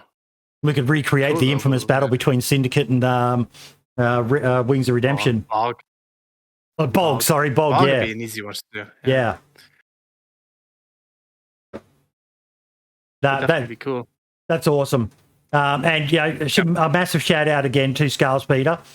He's one of the unsung heroes of the DayZ community. He does a lot that people just aren't aware of for this game, especially for the much maligned console community. So, yeah, awesome work, mate. I'll definitely be watching that video when it comes out. Of course. I'll leave you know when it's out. Now, this was awesome to see. Admiral's Diving Mod. Oh, man, I didn't keep the video link for it. Send that to me on Discord as well, ScaleSpeeder, and I'll put a link to it in the video for people to watch as well. I saw a video of someone swimming underwater. And, yeah, someone's created a mod where you can swim underwater now. In DayZ. That's pretty cool. Yeah. And, for some of those more, like this server I'm talking about, probably in the mod. Yeah, I think you're right there, Mackay. I think that's where I did see it. Let me see if it was there. DayZ mods. No, that's just the link to the mod. I think you said there's no video there.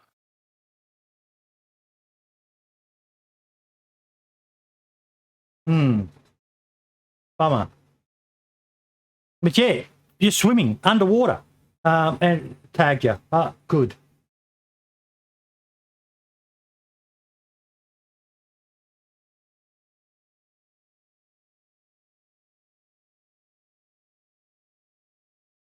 I'm not seeing it.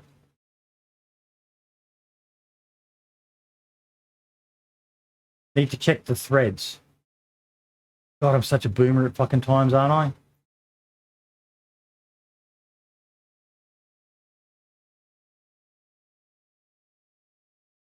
In Showcase.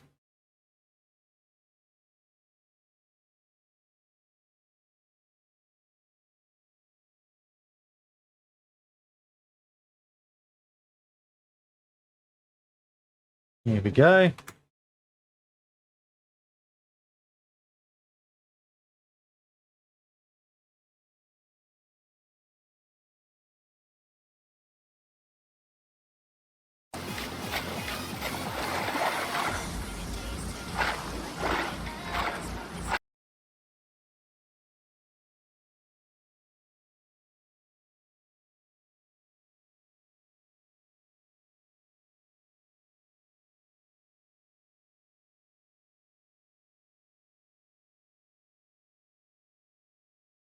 Now, that doesn't really show you swimming underwater. No, yeah. Maybe it's above it. Good that it does have faster swimming speeds, though.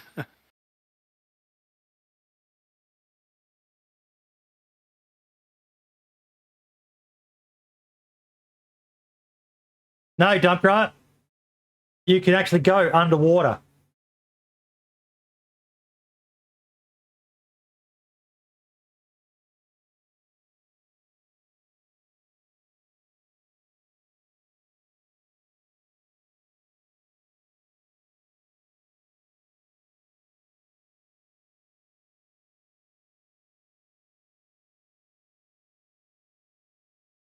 Nope, that's that same clip again.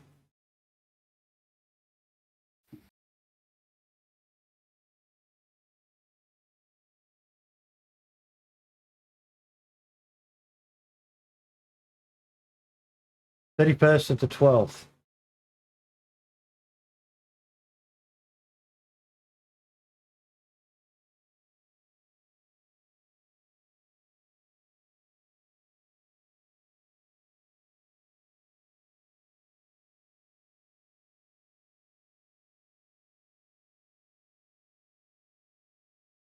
Here we go.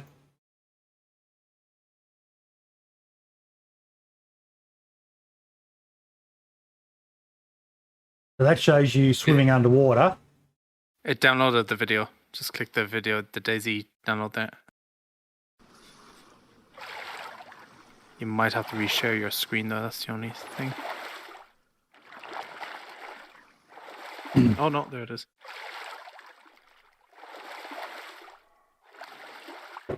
Oh, you can get them really deep, can't you? Yeah.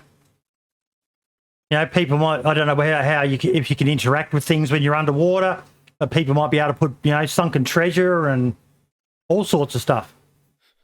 No, it'd be sick if you could, I don't know if you could have like a weapon in your hand when you went into the water and like be waiting. It'd be a perfect thing for an ambush, shouldn't it? If somebody was like on the, just on the shoreline or something, you pop up out of the water and kill them. But yeah, I was stunned when I saw it. So, you know, the modders are just doing their fucking magic. Absolute magic. Awesome to see. There. Okay, thank you. Thank you, buddy. We found it. We got there eventually. I'm sorry for how painful that was for everyone to watch. But yeah, you know, just a whole new world of DayZ. You know, what is it? About 20% of Churnerus is water. Well, now you might be able to do something interesting with it. Rearmed, released inventory while swimming, so it's possible to loot with both mods now, I guess. There you go. Mackay's got the info for us. Pretty cool.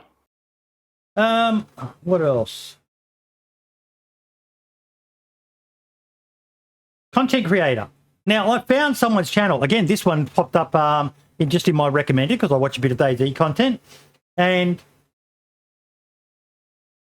his name is Zesty Polvo. I'm subscribed to him on my personal channel. That's why I'm not subscribed here. I should be subscribed here. But he's pumping out a lot of content. He doesn't know I'm doing this. You know, I just wanted to do it, but he's getting some decent views. And he's just releasing a lot of world record fastest death. I'll mute it.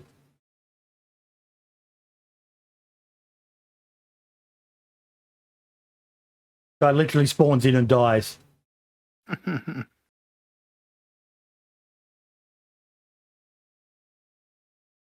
But he's really nailing the algorithm. And if you like a lot of content, you know, 4 hours ago, 21 hours ago, 21 hours ago.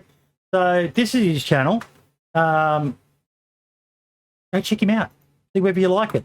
You know, it's what we like to do on the show is just you know, shine the spotlight on creators who are doing something interesting, and he's pumping out a lot of content. Decent little shorts. Shorts seem to be doing the rounds on YouTube, especially I've seen a lot of them blow up DayZ related, which is cool to see. What is this? A working prototype of the future olfactory mechanics. It will feature all possible smells like corpses, food, sweat, etc. Very experimental, may impact FPS on weak CPU, will not affect server, only client-side functions. Currently, you can only smell smoke from active fire and burnt wood in the fire that is not burning. Smell depends on the wind. The stronger the wind, the further travels the smell, but travel in a narrow path, 450 meters max. The weaker the wind, the more the smell spreads around, but in short range, wind does not count when very close to the source. Smoke smell covers the burn smell, cannot smell two at once. Burn smell is weaker, spreads less.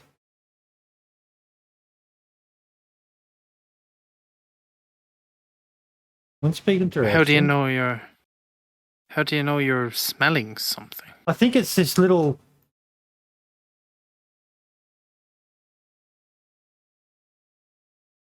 image on the side here. It's in Russian, but maybe that's meant to indicate a smell. Right. And what?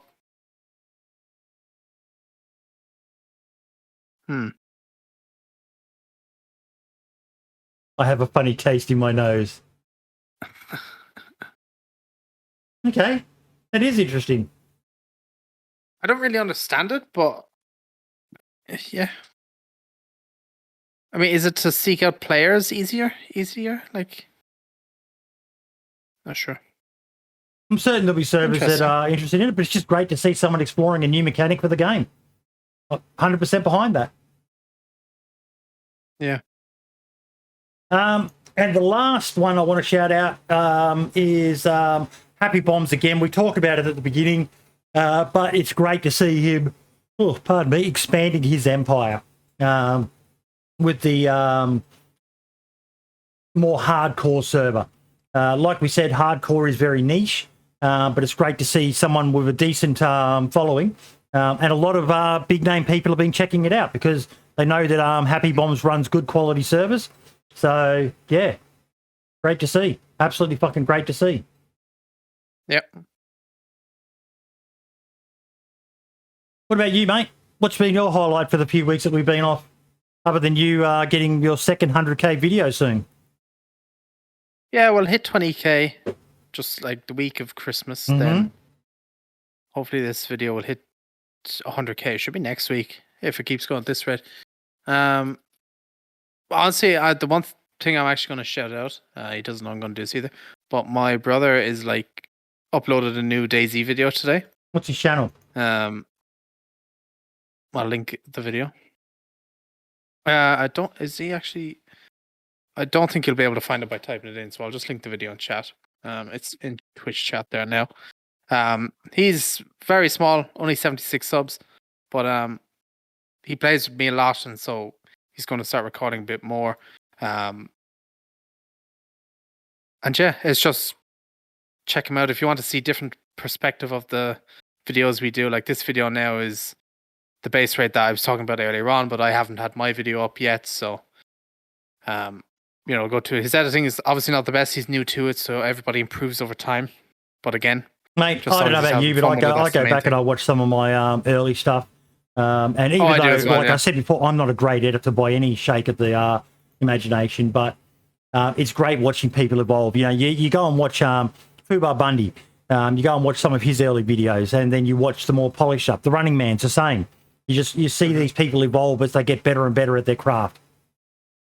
Yeah. Aiden says the best streams are when you're with your brother. Yeah, a lot of people like them. We have good chemistry together. We've been playing DayZ since we both got the game, so it's just it's fun times, and there'll be good memories to look back on in years to come. Clive, thank you so much for saying that, mate. We love doing the podcast, mate. We enjoyed our couple of week break, but we're happy to be back. And we've got a good lineup of guests for the start of the year. A few that we're still talking with and things like that. But yeah, we just enjoy talking about DayZ. It just constantly amazes us, Marks, that there's still stuff to talk about. Even on the quiet weeks, we still end up talking for a couple of hours at least about this amazing game. Yeah, it's good. Very, very good. Now, shameless shill, folks. I do want to let you all know we have started something. It's a tip link where you can not just tip me, you can still do the show, and that goes 100% towards the show pretty much.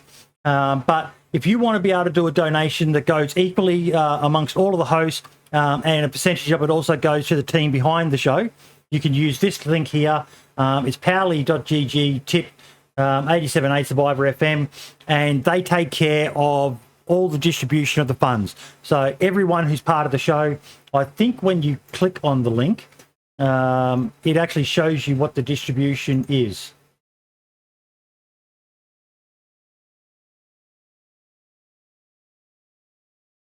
Yep.